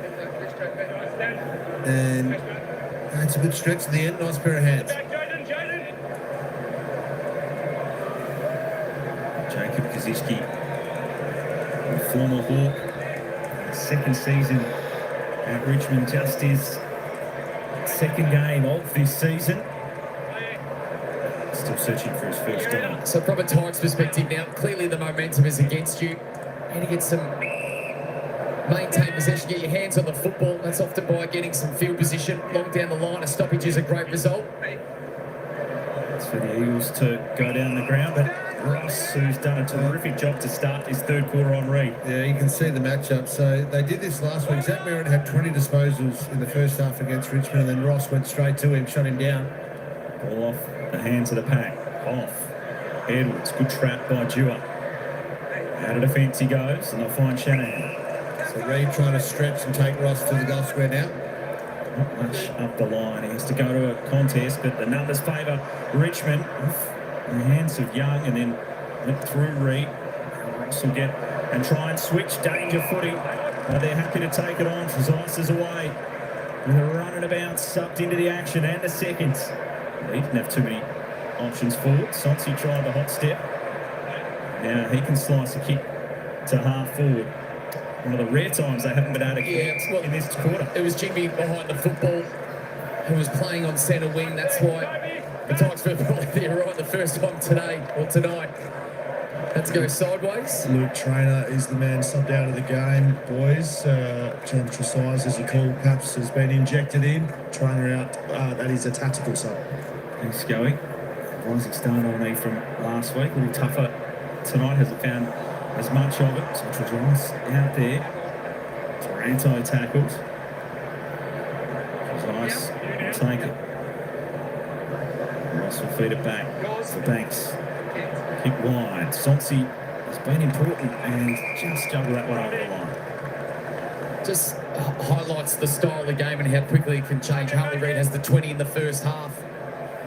And he has Jack Ross wearing him like a backpack for all of the third quarter. He just has the 3, so a different challenge. How can Harley Reid, one, work through it, but also support his teammates to create space? Taranto got a good run at it. Trezise getting busy. Straight onto the ground. Banks, now Curvis. They handball through. Some trouble again as Ross goes inside 50. High ball, Kaczynski there. Sims from the side. Cole turned into some trouble. Dewar. Cole falling to ground. Look out, Richmond everywhere. McIntosh pressed he up. Kept his cool. He went back to short. They just had options aplenty. And another set shot attempt coming up.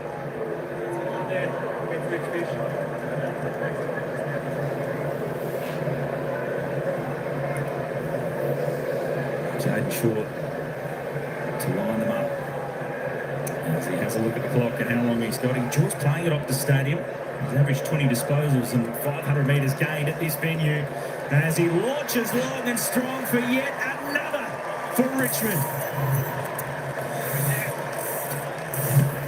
They are blowing this game open in the third quarter.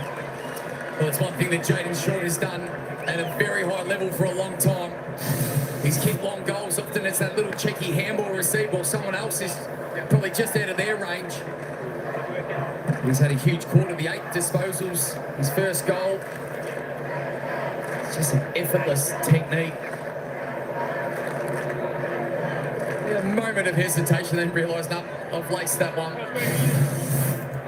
Been a huge quarter by Jaden Short, but also the Tigers. Richmond being so impressive in this third quarter. Concerns everywhere for the Eagles. 17 v 18. The gap, 40 points. He's starting warning against Richmond. Still bouncing. Just the third time the Tigers have kicked 6 goals in a quarter this season. The pressure's been right up. The Eagles have been down. Tigers have gone to work. As Nankervis sends it inside 50. They want a 7th of the term. It's clean bowls, Duggan. Bazzo tackled strongly by Kaczynski. They've been tough in the contest this quarter. Richmond, you speak about some of the key indicators that often result in field position, but clearances and contested possession +8. Baker held on to Taranto off the pack. He got a push from Taranto, and as he went to ground, he grabbed the arm of the Richmond midfielder. It was a pretty blatant one in the end as he went off balance. And another set shot inside 50 coming up for Richmond. Yeah, they've had what should be his third attempted goal. Could be his third for Taranto. Hopper's had a couple himself. They found a lot of the ball, and by virtue of Ross shutting down Reed and these two getting to work, it's been a huge third term for the Tigers. They've been all over them in this third quarter. And it's Tim Taranto who lines up goal number 3. Richmond are running riot.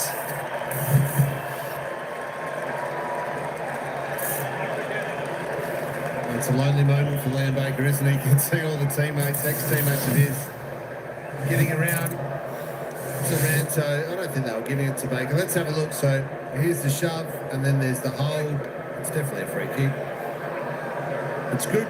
It's really good midfield craft, that. So you engage first, you push, then you get the reaction from your opponent. Draw the free kick and slot it from 40.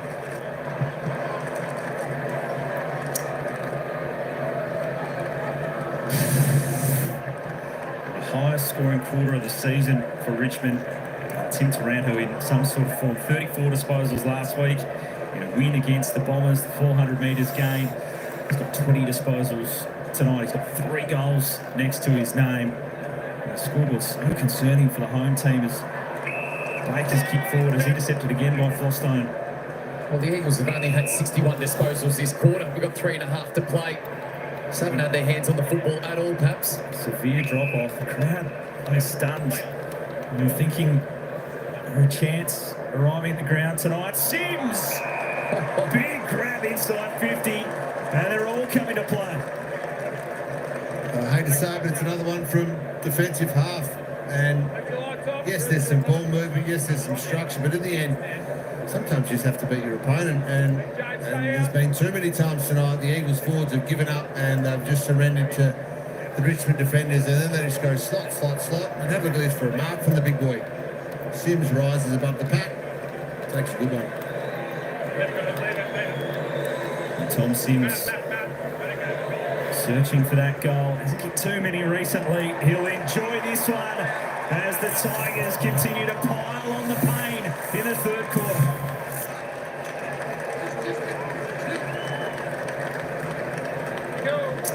Well, it's all just starting to click. It's been a domination in the midfield this particular quarter.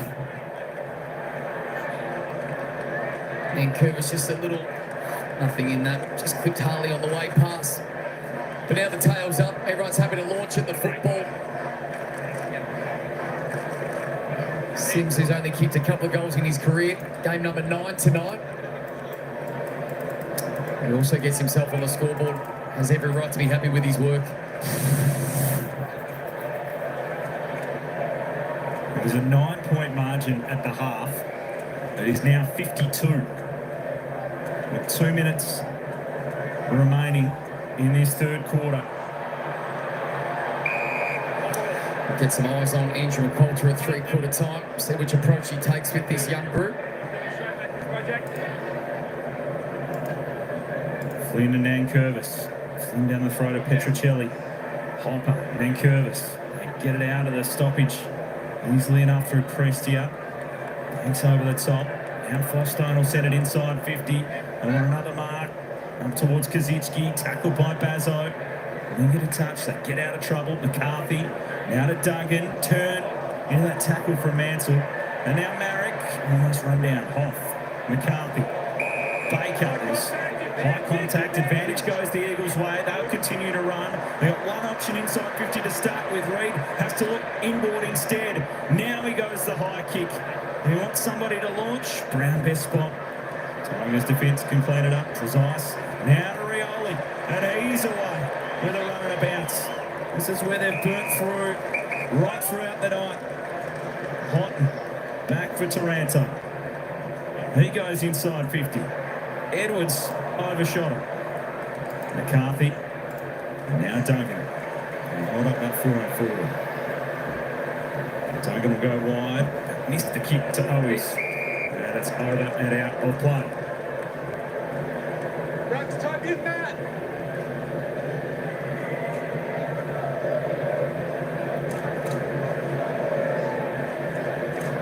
Major Ponder on the Eagles bench.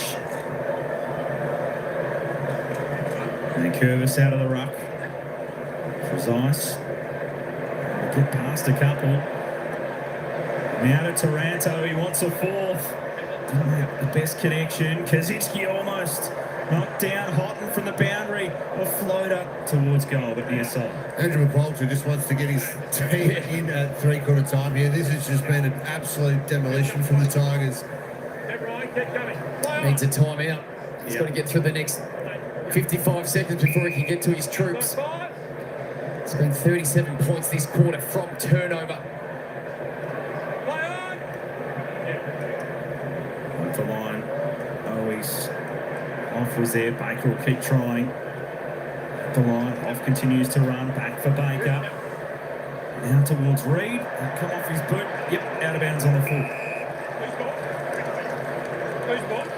Thank you. Line, Harley. Harley, put it on. Harley, put it on. Put it on. There. Just hit the shoe. Must have popped over the boundary line. So 30 seconds remaining in this third quarter.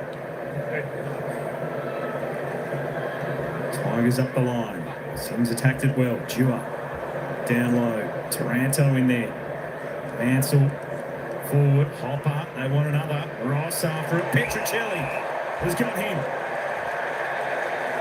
The crowd get involved. Not too much to celebrate in this third quarter. A good chase down tackle there from Petrocelli. Watching Andrew McQualter on the bench pretty closely, boys. He hasn't said a lot, which tells me there's going to be some words at three-quarter time. 17 v 18. And the gap looks a big one. A 53-point margin. The Eagles falling away in that third quarter under the pressure from Richmond.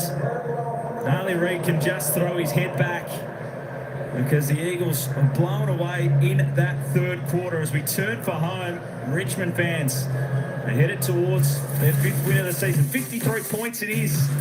Don't forget Sundays after the footy, all the fun on Bounce with Jace and the team. We'll be turning it up. I'll be turning it up. I tell you what, I think the West Coast Eagles have turned up the white flag. I tell you what, they've flown the white flag. Richmond 14-7-91 leading the West Coast Eagles 5-8-38. I tell you what, the Eagles, they put on 1 goal 2 in that third term, but have a look at the Richmond Tigers. If you don't mind umpire, they put on 8 goals 4 to the Richmond Tigers in that third term. Well, I tell you what, that's more than the West Coast Eagles total score. Can you believe it? Oh my gosh. Soviet Onion 72 said, "G'day, how you doing? What's going on?" I'm actually watching it on KO. That's where we're getting the what's names from. I know that's pretty pathetic by the West Coast Eagles. Look, they were going all right up until half time, but as we were saying, it's the team that just keeps on doing what they're doing and won it. It's the team that sort of gives up a little bit. Even if a couple of players give up, it's going to run through the team and let the other team open the door, and that's exactly what happened. Richmond certainly opened that door wide open. And I'll tell you what, all they saw was the white flags of the West Coast Eagles being flown. Super sad to see that from the Eagles, especially in front of a home crowd where it is pretty much 95% West Coast Eagles fans. I'm not sure how long it'll be before we see the West Coast Eagles fans leave the stadium, but still got a quarter to go here. 3 minutes away. Hey, if you're a Richmond supporter, I'll put up the goal scorers and we'll have a look and see. Tim Taranto, 3 goals straight for the Tigers. He's the leading goal scorer out on the ground. Jacob Hopper, Junty Full, Seth Campbell with 2. Sonsei Sims, Short, Nan Curvis, Mansell have singles. And for the West Coast Eagles, Liam Ryan with 2. Bailey Williams with 1. Clay Hall, Chris has 1. Of course, looking out there Liam Duggan tops the table for the Eagles, though, on 27. Harley Reid got well held in that third term, only the 4 possessions. 24, he's up to now. Tim Taranto. Tell you what, he's having a cracking game, isn't he, for the Tigers? 23 touches, 5 clearances, 3 goals. Jacob Hopper, not too far behind him. 23 touches, 5 clearances, 2 goals. So they're having a pretty ring-a-ding-ding game, both of those players. Vlosten on 19, going pretty well. Let's just roll down here because we're going to get back down to the action for the final quarter, not too far away. Liam Baker always sort of gives it a good shot there for the West Coast Eagles, playing against his old side, so not too bad there. Who else you want to have a look at in the stats? We'll just roll on. Maurice Rioli there, 10 disposals for Maurice Rioli, as I said at halftime, doing some of his magic. I tell you what, you've noticed the Tigers, though, they're getting it out of their back 50, out of their D50. They're running the ball, heading back towards corridor. And I tell you what, they got some good run, have the young Tigers. Tell you what, they got some speed and they transition really, really fast. Matt Flynn there, ruckman for West Coast, 7 disposals, 28 hit-outs, 2 clearances. Where's his opposing ruckman? Let's just go. He's way up there, Toby Nankervis, 15 disposals. There's the difference. 1 goal, 21 hit-outs, and 4 clearances there for him. So he's doing really well, Nankervis. But that, I tell you what, that's the margin. Wowee, what's that? 40. That's 53 points is the margin here at 3/4 time. Tigers' favour. You know, I can't actually remember if the Richmond have actually kicked 100 points in a game this season. I can't remember. Tell you what, if they did, it might have only been once, but I can't remember the Tigers kicking 100. But this is definitely a devastating blow for the West Coast Eagles. The coach certainly wasn't too happy. He came down on the bench. Tell you what, he'll be giving his players a little bit of a rev up at 3/4 time. All right, let's head back to the action, folks. It's, well, there we go, 53-point margin of the Tigers. Can the Tigers extend this? Or can the Eagles actually show a bit of fight in front of their home crowd, which it looks like about 1/3 of the crowd have already made their way to the car or on the way to the bus, heading home. On track to do that tonight. Sure are. All right, let's head back down to the commentators, and they'll take us into the bounce of the ball for the final quarter. But before we do that, let's just quickly check the other game. And it's full time at the MCG. And for all you Carlton supporters, you can cheer. You were victorious tonight. 12-6-78 Carlton defeating Melbourne, 10 goals, 10-70. So it was the Blues by 8 points. All right, let's head back down to the action for the final quarter. I mean, it's just turned it all Richmond's way, and just full credit to Richmond. Just brilliant play by them. That's really interesting vision, isn't it? Yeah, I like that. And just trying to read Andrew McCullough's lips a couple of times, spoke about stoppage and needing to come back up. So I think it's more tactical. And this is a different challenge for Harley Reid. And people may want to critique that, you know, the one-on-one nature of it. He'll have to get used to this in the future. But have a look at that. Points from turnover. Huge third term from Richmond. That is back to their best in their premiership year in 2017. That's how good they were in that third term. 18 inside 50s for 8 goals, 4. Final quarter underway. Tigers making their move in that third quarter. They led it by 9 points at the half. To then have a 53-point lead at 3/4 time. Flynn and Nankervis after it again. Hopper, play ball, and we'll get a ball up. Spoke about Tim Kelly pre-game and the need to support, be part of this collective midfield that they're trying to nurture. Just the 1 disposal in that third quarter for a total of 10 for the evening. Ball's falling out of the air, but pushing the back free kick goes against short. You don't see many of those, but it was in the back. Cripps able to take it and get the free kick and a chance to send the Eagles inside 50 to start this final quarter. Ryan was on the lead. Flynn put in the space a touch, and now it's away with Baker to Hutchinson. Long range snap. Shanahan got good protection there. Reid was in the wrestle, held the space, and Shanahan can drift in to slam through the goal. He looks like a player, doesn't he? Shanahan floats in well on this occasion, takes a nice mark. This is important for West Coast to finish this game strongly. If you get beaten by a huge margin, that's a big statement. Third was a quarter to forget.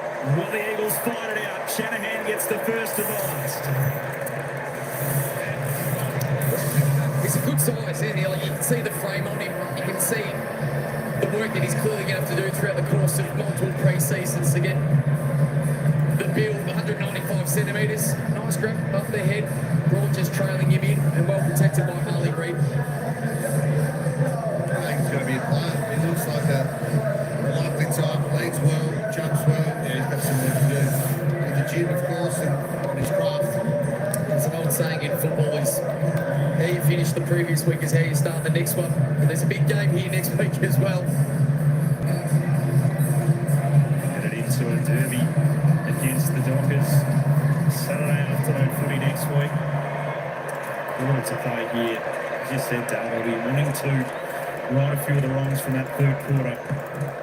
Finish the game off. That was right. Start in the middle. Yeah, this is a game that West Coast were expected to possibly win, home deck. You know, there's a lot of talk about them, you know, get a big home crowd in here and take advantage of 17th place Richmond, but Baker trying to get out. Well feed a handball through to Flynn. Sends it to the square. Well nudged underneath and a good defensive mark to Young. and that's why this last quarter is so important for the Eagles. You're right, Dell, about not only tonight, but next week and beyond. Finish the season well. Ross for Banks. Just missed the handball. Get up to the wing. In a relatively straightforward manner.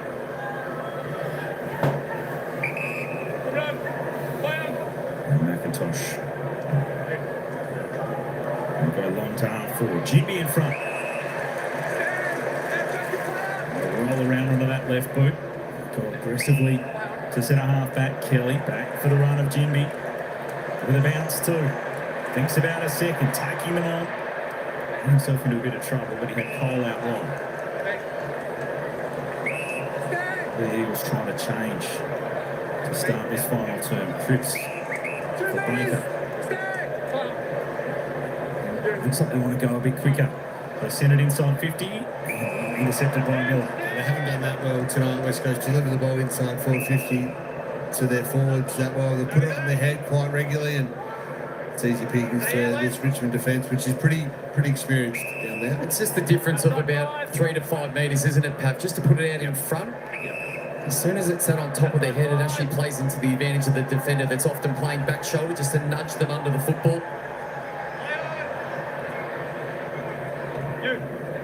Thanks. Big pack. Sims flew at it. Rioli an important knock on, and then to get away, there's just an initial hold from Baker. So the free kick will go back to Rioli. They get stuck into each other. Really set the Tigers going in the first half. Brilliant defensive acts. They chase down. Terrific smother. He's got a couple of goals for Richmond when all the stats are going the Eagles' way. Tigers had their nose in front. They were open in that third quarter. Taranto after it. Cotton got it out of there. Ross rode the tackle. Now and then Curvis was waiting to take it. And he's delivering towards Kaczynski almost with the one hand. Jinby overran it.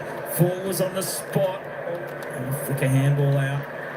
Hutchinson turned into trouble. Cotton had him, but it'll be a baller. Had a couple of okay moments. Obviously had his first game last week, did some really nice stuff. Been a little bit quiet tonight. Well, it often occurs when you're playing as a small forward. We just spoke about West Coast and who they've got next week. The Tigers are going to head home. MCG just coming up against the best team in Australia in the Pies. Always a big game when those two meet. Hot tackle, McCarthy. Back to Hall. Baker. Slippery down there, but he got his way through, and now some open space in front. Not too many options though, so this has to kick it to the one that presented in Cripps, who did so well to halve it and knock it down. He wants Ryan out the back. And a great intercept by Yo, who's played a really good game. Yeah, they've been really sound down back, the Tigers. We talked about that. Another 50, add it to the tally. It's going to be something they've talked about this week, the umpires. 7 or 8 50s we've had now. It's a lost count. Well, record pace. Either way. And Prestia will go in. Oh, couldn't hang on. Cole. Ray Duggan. Marrick. Right wide for Kelly. Up the line. Cripps presents. Crowd winning a 50. Just to continue with the theme of the evening.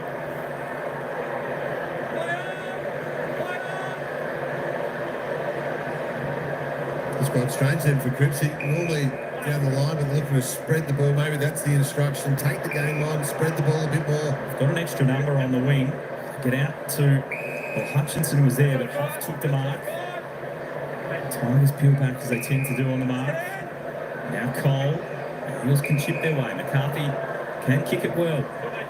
He'll go wide. Hutchinson. Now Richmond have rolled back in so many numbers. Tough to find a target in there. He just teased up. Low kick. Reed was looking for a free. Kelly off hands. Squeezed to kick through. Brockman twisting, turning. Reed trying to fend one off. He'll snap it over his shoulder. And a free kick will come back. And it's going Harley Reid's way. So well tagged in this second half from Ross. He's actually playing a lot forward, mainly forward. Now this last term has got underway, but he set the game a lot early. Harley Reid had a lot of the ball, but shut down after half-time. Ross also had his own 9 disposals in that third quarter. Did a superb job. Changed the flow of this game. Reid opens up the angle, and the Eagles kick a couple in a row to begin the final quarter.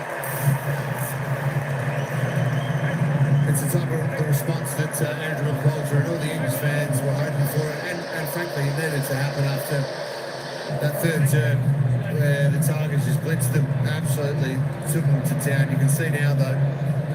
Will Schofield, you got an update for us? Yeah, so Seth Campbell's been ruled out of this game, boys, with concussion. You can see this one, it's friendly fire. An unfortunate one, but he's done for the day. So Seth Campbell subbed out of the game. Well, not subbed out of the game, he's done with concussion, boys. So you can see he's a bit emotional there as well. It's an unfortunate incident, friendly fire. Looks frustrated as well, and rightly so. Don't expect those little innocuous ones. Next, the protocols means he'll miss that game against the Pies next week. Hopper, Ross, Prestia. Out of the middle go Richmond. McCarthy out to take a nice one. Certainly more urgency about the Eagles in this last quarter. Under the Tigers taking the foot off the touch as well. Bailey Williams knocked it on. We've got a push too. Is there a free kick there? Yeah, it's downfield, so McCarthy was where it was tapped to, so Tom McCarthy would take possession of the ball. Might have been front-on contact. Maybe that was what the umpires adjudicated there. McCarthy's a long kick. This might also be beyond him. He'll just tee it up to the hot spot. Going off hands. McIntosh. Brown. Tackle. And Christian's certainly gone up from West Coast. Dewar in short. Missed Ryan. He'll be frustrated with the delivery again. Prestia run down almost. Got his boot to it. Lunging tackle from Shanahan and now Optus. I've been watching Ryan behind the play. He's been frustrated multiple times, perhaps, maybe rightly so. Some of those deliveries that wasn't that long ago, they were hitting him on the chest, barely had to move for them. Fostone up the line. Sims elevates. Bazzo. Off. That went high. Wants to continue to go. Bazzo for a bit flat-footed, but off continued to run. Now they get it out to Owies. Options on over the top. He goes by hand. Down into the pocket they'll head. Now to the hot spot. And again, Young takes a great defensive mark. He's been big, hasn't he? You know, on a number of occasions. Keep highlighting the fact the ball hasn't been delivered that well to the Eagles forwards. Terrific return from him for an ACL injury last year. On VFL after 9 AFL games. Big key defender. Showing us where's that ball goes out of play. And I know those... Adam still rolling everything. Can't get much closer anymore. They'll have 19 men on the field. You can see there, he's saying 6 forwards. Let's get our 6 forwards. They've lost a little bit of their structure ahead of the play, so This is barking instruction from the sidelines. Rock started a long way back. Bailey Williams down to Hall. Contact Richmond. Hopper. Line free. High contact. Just had a look at, Footy not giving it back to the right player. a bit confused. Just had a look at Young's numbers. Spoke about had a good night. He absolutely has 5 intercept marks. Sims takes a nice mark on the wing. So you can start to see these players just showing moments of why they were drafted, why they're playing this evening. Just about how many of them can they link together to put together good quarters, good matches. Good separation there from Fall, but it's built down to Petrocelli. Missed with a handball target. Had to go himself. Probably a good tackle. It's really interesting tonight. We talk about the battle of the rebuilds, really, in terms of where these two teams are at. So Richmond with 4 first-year players out there, but they're still relatively experienced compared to the Eagles. Yep. Tonight, this is the youngest team out there, least experienced team out there of the AFL this round, West Coast. Average games for the Eagles 75.9. Richmond at 91. Flynn has the footy. Run around the back. Brockman take their time to get it inside the arc. They have to kick to a contest, and it's all Richmond back there. Frostone takes another intercept. It's usually frustrating being an Eagle for tonight. Well, Pav, you would know this. One-on-ones ahead of the footy. If you're slow like Flynn was there, but how West Coast have been all night, you just no chance to take a mark. Firstly, if you're a defender, Scott, you'll be licking your lips. Beautiful day for a defender down there. Taranto, Prestia. Jimmy will intercept and take off with some dash and intent. With a run and a bounce to the wing. Worked hard all season, Ruben Jimmy, and now Duncan. Going through the middle to Baker. Better entry this time into some open space. Harley Reid. That's better. That's what happens when you get a good ball user. Ball in hand going inside forward 50. I was going to say on some of those previous occasions, from a forward's perspective, you're probably more likely to take a mark not leading. They weren't kicking it to them anyway, Pav. That's a nice kick. Nice lead, nice kick.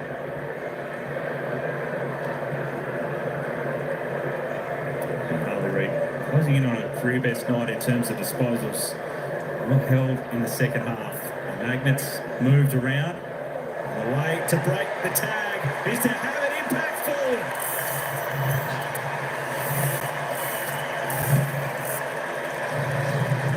Two goals in the last to Harley Reid. Yeah, it's an important move, an important statement that Harley Reid's making as we have a look at the Bunnings build-up. So great work here from Jimmy. He's done it a couple of times in this last quarter where he's just taken off and actually made things happen. There's nothing particularly well structured with this particular play, but they're just making it up on the run. Let's have a look at Harley Reid here. He leads up. Scription's out as well, but that's a good kick from Baker.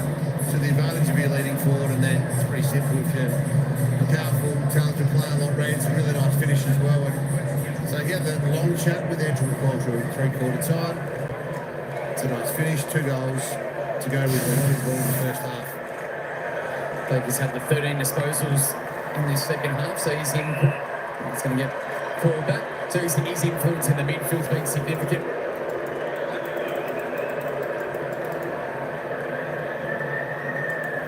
Williams at it with Nankervis. Thanks, guys.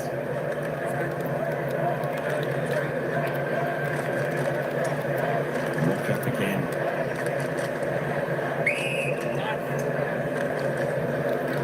Bailey, thanks, guys. Happy with Thank it. you. Let's go. Push and shove. Bailey, Toby, that please. Ross has just spotted Harley Reid and jogged over to him. Good out from Williams, sort of went past Reid. Ross wins that little battle. To Taranto. Out to half forward. McCarthy overran it and opened the door well for Mansell. And it pounces quickly inside 50. Punched away from Jimmy. Well done by Sims. And then Sonsi rolling to goal. He's had a good night. 20 of the footy. 18 disposals for him. 3 goals to zip in this last quarter.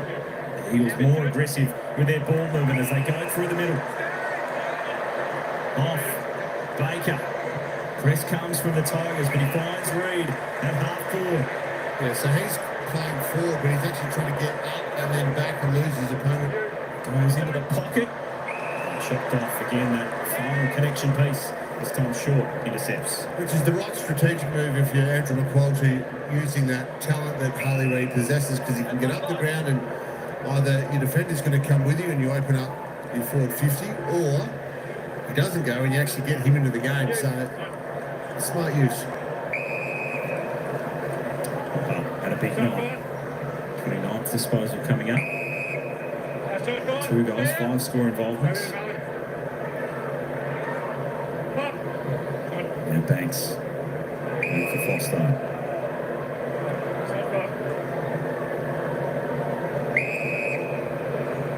Tigers haven't kicked a goal in this last quarter. They're the only team this season not to register 100 points in a game. Yeah, they've only had 3 inside 50s to 11, so it's a much better last term from West Coast. But you're right, perhaps if you're Adam Uze and this Tiger team, you want to finish the game well after having such a big third term.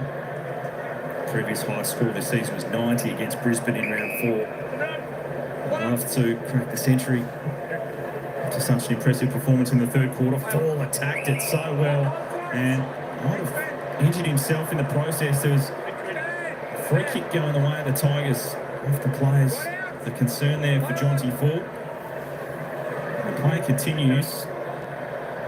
Boot goes wide into the pocket. Offhand, Sims attacking it. Cripps, he paddled that to the boundary under pressure. It'll be a boundary throw. So there's this marking contest as Fall attacks it, sort of chest to back and possibly winded. He does attack the ball hard, doesn't he? That's good work from the Full chested, isn't it, Pav? Terrific attack.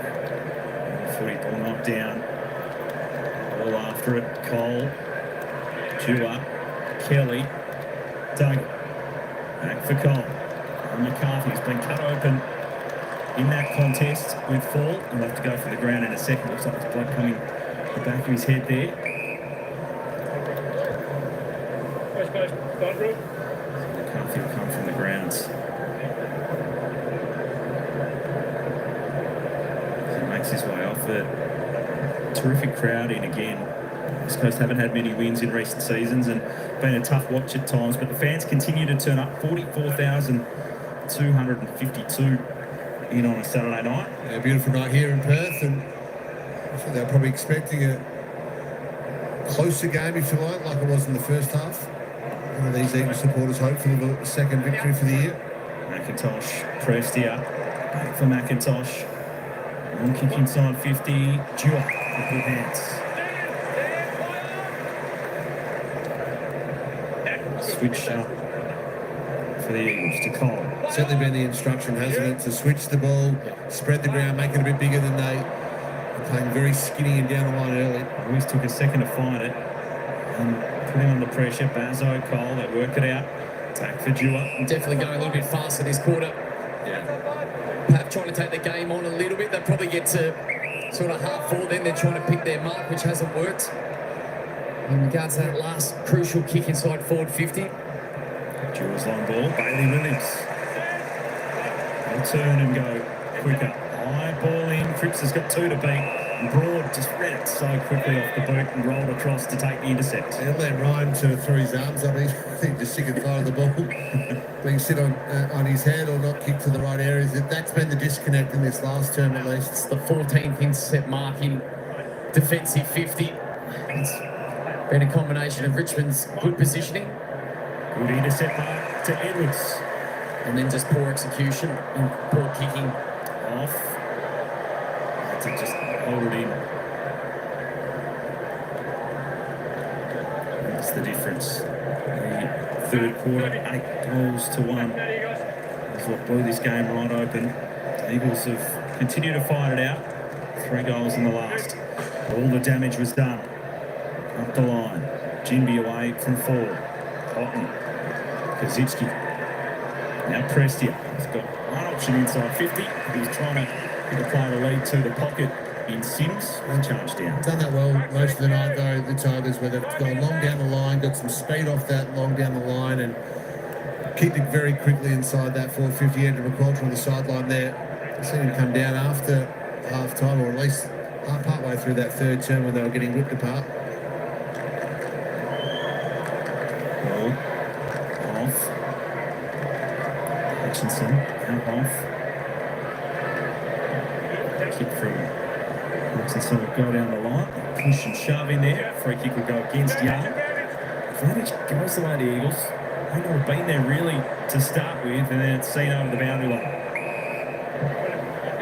What's that balance between Baker trying to get forward of the play, trying to keep that energy in the football, get forward quickly, and then just those moments where you go, I've got nowhere to go right now.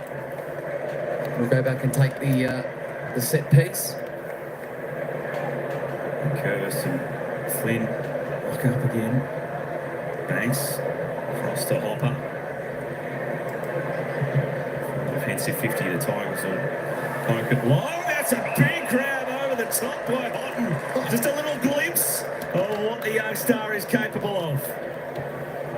Lovely little sit and some elevation. There's going to be plenty of highlights to take out of this one for the Tigers. That's a nice grab. And he's on the end of it here too, inside 50, away to Kaczynski, back to Houghton, who started it all. Mansell, he loves a snap around the body, and he's got enough on it to whip it home. That started with a high flight, but the snap was superb. Well, let's start with this absolute beauty of a mark from Taj Houghton down on the wing. Look at his elevation up on the big ruckman. Thank you very much. A little bit high perhaps, but let's not worry about that. There was a nice jump at the mark. And then they just went quickly, and we've talked about this a little bit tonight, where they get speed very quickly off these ones, and they look threatening a lot of the night. It's a nice finish from Mansell in the end. Really enjoyed Hopper and Taranto's game, the two main midfielders for the Tigers. Hopper's had 31, Taranto's had 27. They've also kicked 5 goals combined between them. We spoke about Mansell early in the piece with his forward pressure, his ability to get up the ground and then get back with speed. Nice for him to get on the scoreboard. 98 points on the board for Richmond. And the team not to kick 100 in a game so far this season. As the Eagles out of the middle, Marek, Baker, delivery again, couldn't connect with Bailey Williams that top. Ball was called to play on. Going back there now for Banks. Sonsi, and Hutchinson to it. Turn back inboard. Ross. Just to highlight what we've been talking about all night. So the defensive transition, the ball movement from the Tigers has just been first class. They've kicked 9 goals, 4 out of their back half. And yes, that is to do with how well Richmond have been able to move the ball, transition, hit targets, but that lack of defensive pressure from the Eagles as well. Sims, over the top, Hopper after it, Petruccelli. It's boundary side once and then twice.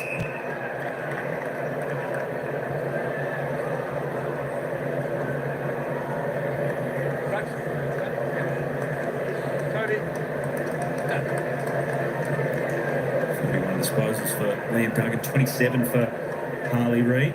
First time he's had more than 25 and 2 goals in a game. Sonsi over the top, Taranto. Edge closer. That 100-point tally. I'll get there in ones, perhaps. So Harley Reid sitting on 27 disposals, career highs 29. Thought he was going to get there comfortably. And here's a chance for the Tigers. Rioli over the top for Fall and into Mansell. Here you go, Paps. He thought about giving it over the top for Sims, but he will go back instead. He's already kicked the 2 this evening. We saw the previous one, nice snap. Now he's got the set piece. That's your line, Ryan. Been a little down on goals this year compared to last Ryan Mansell when he kicked the 21. He's certainly looking to cash in this evening. Found a way to score the Tigers. As Mansell slams to another, the Tigers crack the ton at Optus Stadium. It's been an arm wrestle for this last term. Mansell with 2 in a row and just getting back out. So Jimmy here trying to take the game on. He's done it a number of times in this last quarter, but it's a turnover right in your D50, and generally that results in a shot at goal and a goal. You're right, Dow. He's been an important player tonight, connection player, Mansell, and he's been rewarded with a couple of goals in this last quarter. Really like the way that Adam Uze set up the team today, and a little bit forced given that who's not in the team. I like the speed in the front half, their ability to get up the ground and on turnover. It is a foot race.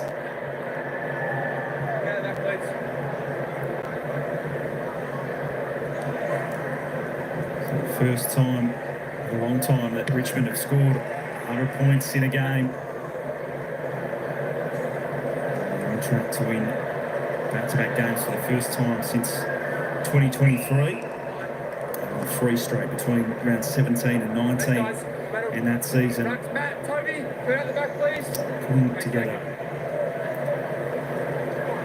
some good games in season 2025. They'll be registering their 5th win of the season, 2nd against the Eagles for this year. Ollie's over the top, and Reed just still won't sit up for him.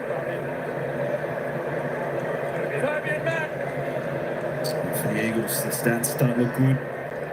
8th straight loss, equal 4th worst losing streak in their club's history. A lot of those tallies have come in the last 4 seasons.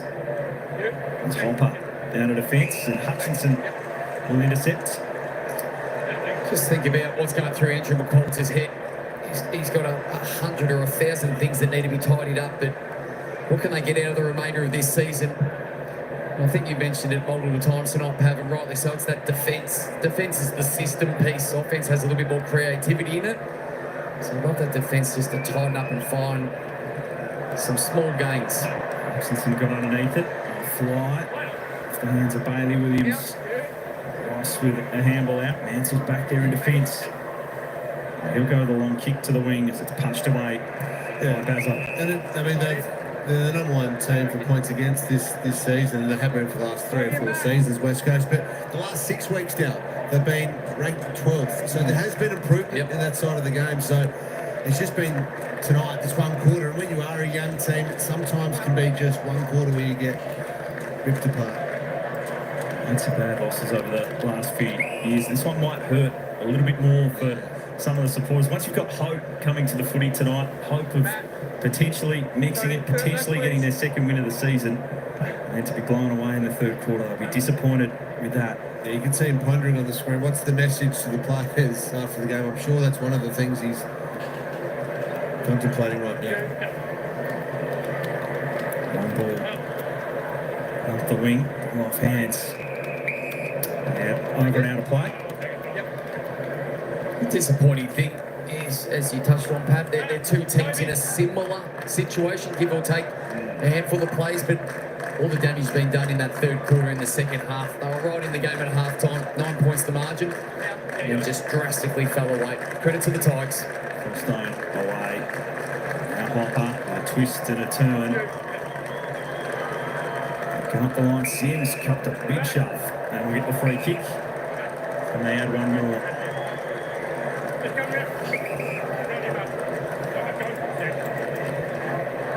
2 former premiership powers, the Eagles and Richmond. The question being, who's going to bounce back quickest? Richmond taking some big strides in season 2025. A dominant win. The 17th place side over the 18th place side by 49 points.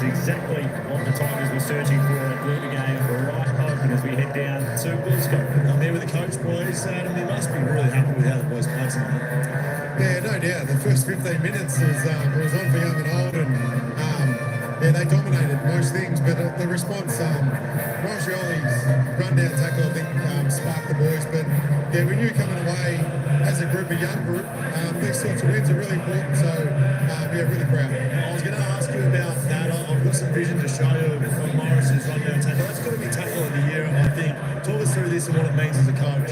Yeah, you can see him coming from a mile away, and he does it every week. But what it does is create spirit and energy for our boys, and it's he spent a month in PFL, and he knew that he wanted to get back and what he needed to do, and it's really clear with that, and that's what he does. He brings that, and not only that, he's starting to really get some or maximise his possession. So yeah, really proud of him, but like I said, really proud of the boys. Yeah, so is that the message coming over here at Optus Stadium? It's a difficult trip, no doubt. That defensive pressure, is that what you put your game on tonight? It looks like it is for the rest of the year as well. Yeah, it is, and we want to be really hard to play against. So yeah, contest and pressure is obviously what you've got to be good at.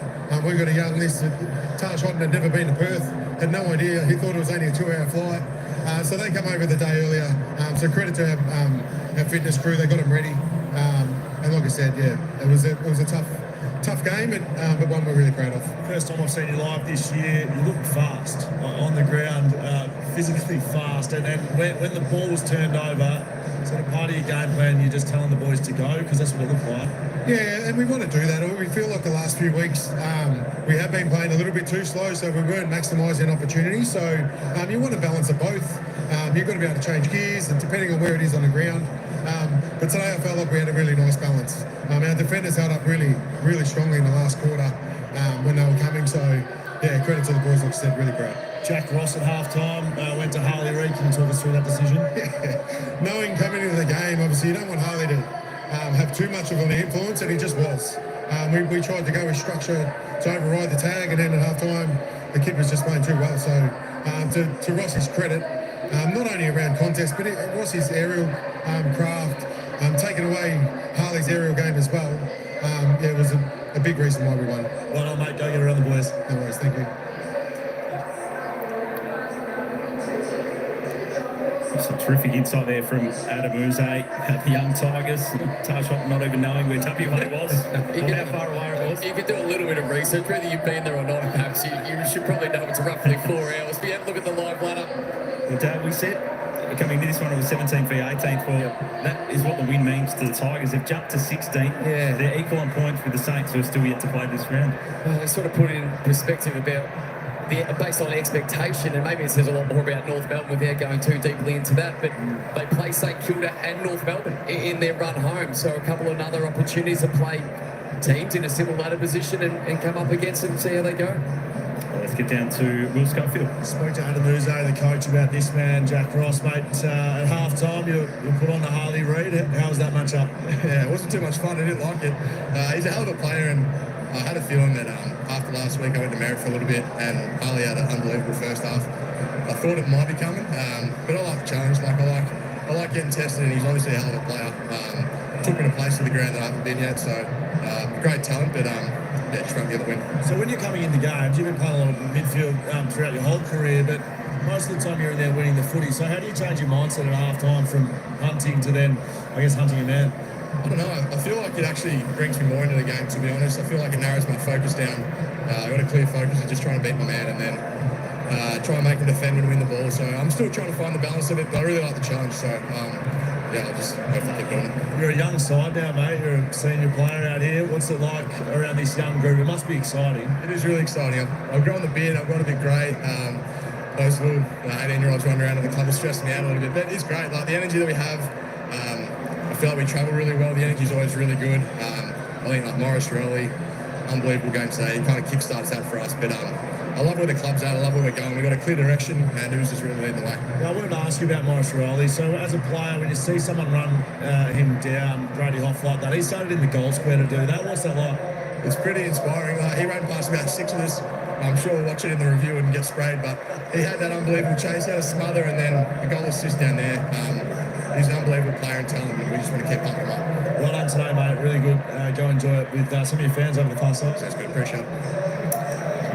Jack Ross there at the ripe old age of 24, talking about the youngsters Doing great. in the team. How do you love how both Adamuze and Yes. Jack Ross reference the importance of that run-down chase? When West Coast actually started the game really well, and they both went to Rioli for his efforts off the ball. He didn't get a touch for, or maybe he did win that second quarter when he smothered and then set up the goal to Vancouver in the goal scope. But just that, how important those team things are now. We just got a great insight about what football clubs value. Yeah. Now we look at the stats, we love disposals, we want to see who's kicked the goals. But I think we know what their Monday review is going to be. And it'll be Rioli front and centre for things that, well, I guess anyone can do if you give the effort. But we spoke about leadership, and I've touched on Taranto and Hopper and what they've done for this midfield group, and they stood up tonight. They were both exceptional. But they all touched on Rioli and just the little things that make a huge difference. And I completely agree. That changed the direction, I think, the course of this game, because without that, they were a touch flat. West Coast had momentum. They were scoring a little bit more freer. And then I think the tactical move by Adamuze and the coaching staff to send Jack Ross to Harley Reid. Ross had 16 disposals in the second half.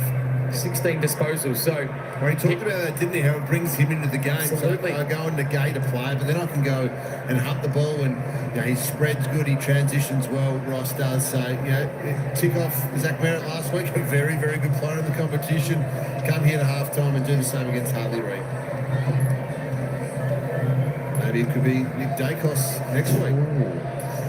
Well, it's an interesting decision. So he's gone to the opposition's best midfielder in the second half. Yeah. Maybe start Nick Dacos early, I reckon. I'd start at the first bounce. Don't let him have a half a game lead in. Yeah, the game might be away from him. Exactly, might be over by then.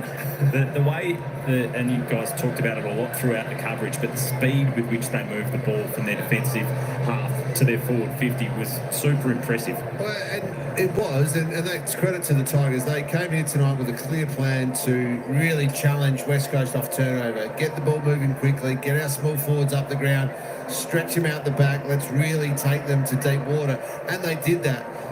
Conversely, there's some real defensive lessons that the Eagles need to learn tonight to implement, not only next week, but to start getting that system right. But if you're a Tigers fan behind, there is real upside here to this list. Yep, they've had to rebuild. Yes, they've had to rip it all apart and start again. But that man on screen tonight was electric, and they've got a number of young players. We talked about it, whether it's Houghton or Fall or Trainer, Sims. There's a lot to like if you're a Richmond Tigers fan. He scored 12 goals, 4 from turnover. Yeah. So that highlights the challenge that Ange McQualter and the playing group have in front of them. 12 goals, 4 means you had the football, gave it back, and 12 times, was that 16 in total? You didn't touch it again. So there's a lot of aspects and the key fundamentals of the game that need to be tidied up. But I was really impressed with the Tigers tonight. We saw what they did last week against the Bombers. That was a tough watch for both teams. They got over the line. And this is a young group that's travelled to the other side of Australia. And we understand that Fremantle and West Coast do this all the time. That's always the rebuttal. They do it every second week. And we understand that. But this is a young group that hasn't done it very often and hasn't had success doing it very often. So they all count. Still plenty of water to go under the bridge, but the comparison between the two sides in terms of the strategy with the list builds and from being in that premiership window through the last part of the last decade to then resetting, it feels like West Coast started the rebuild, but it's taken a longer time. They started earlier, have taken a longer time, whereas Richmond cut really hard and have had a fair bit of pain as well in recent seasons, but they're starting to see already a bit of a bounce back the other way. I think that's the bit. They ripped that Band-Aid off a bit quicker than West Coast did. They just agonisingly tore that Band-Aid slowly off, whereas Richmond said, no, let's go to the draft. Let's go as quickly as we can.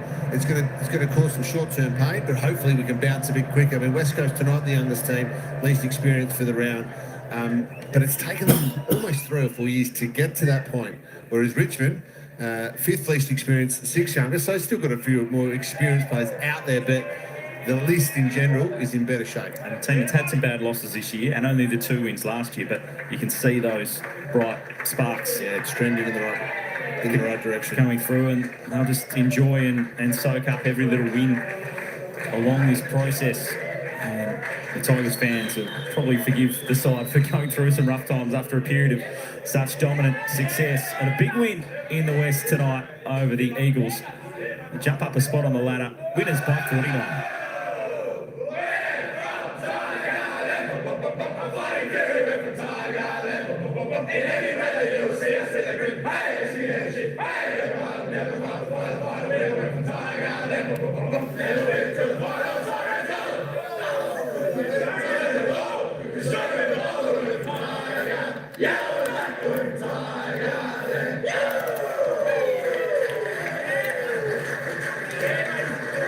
All right, folks, there we go. Well, it was a big victory to the Richmond Tigers today. 49-point victors over the Eagles, 16-9-105. There we go. First time since 2023.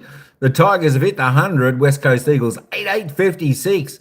Well, the Eagles put on 3 straight goals in that final term. Richmond Tigers, 2 goals, 2 in the final term, but the damage was done in the third term. Boltan, there we go. How you going? He's the best. You reckon he's the best? You never know. You never know. There we go. The damage was done in the third term by the Tigers. They were really good today. I'll tell you what, they're an up-and-coming side are the Richmond Tigers. They're looking good. Looking good for seasons to come, I think. I tell you what, got some nice players in there. We did have the poll in there. What do we have? 63% went for the Tigers today. So well done to everyone in the chat who went for them. Let's just run through some of the stats. Tim Taranto, Ryan Mansell both with 3 for the Tigers. Jacob Hopper, John Fall, Seth Campbell with 2.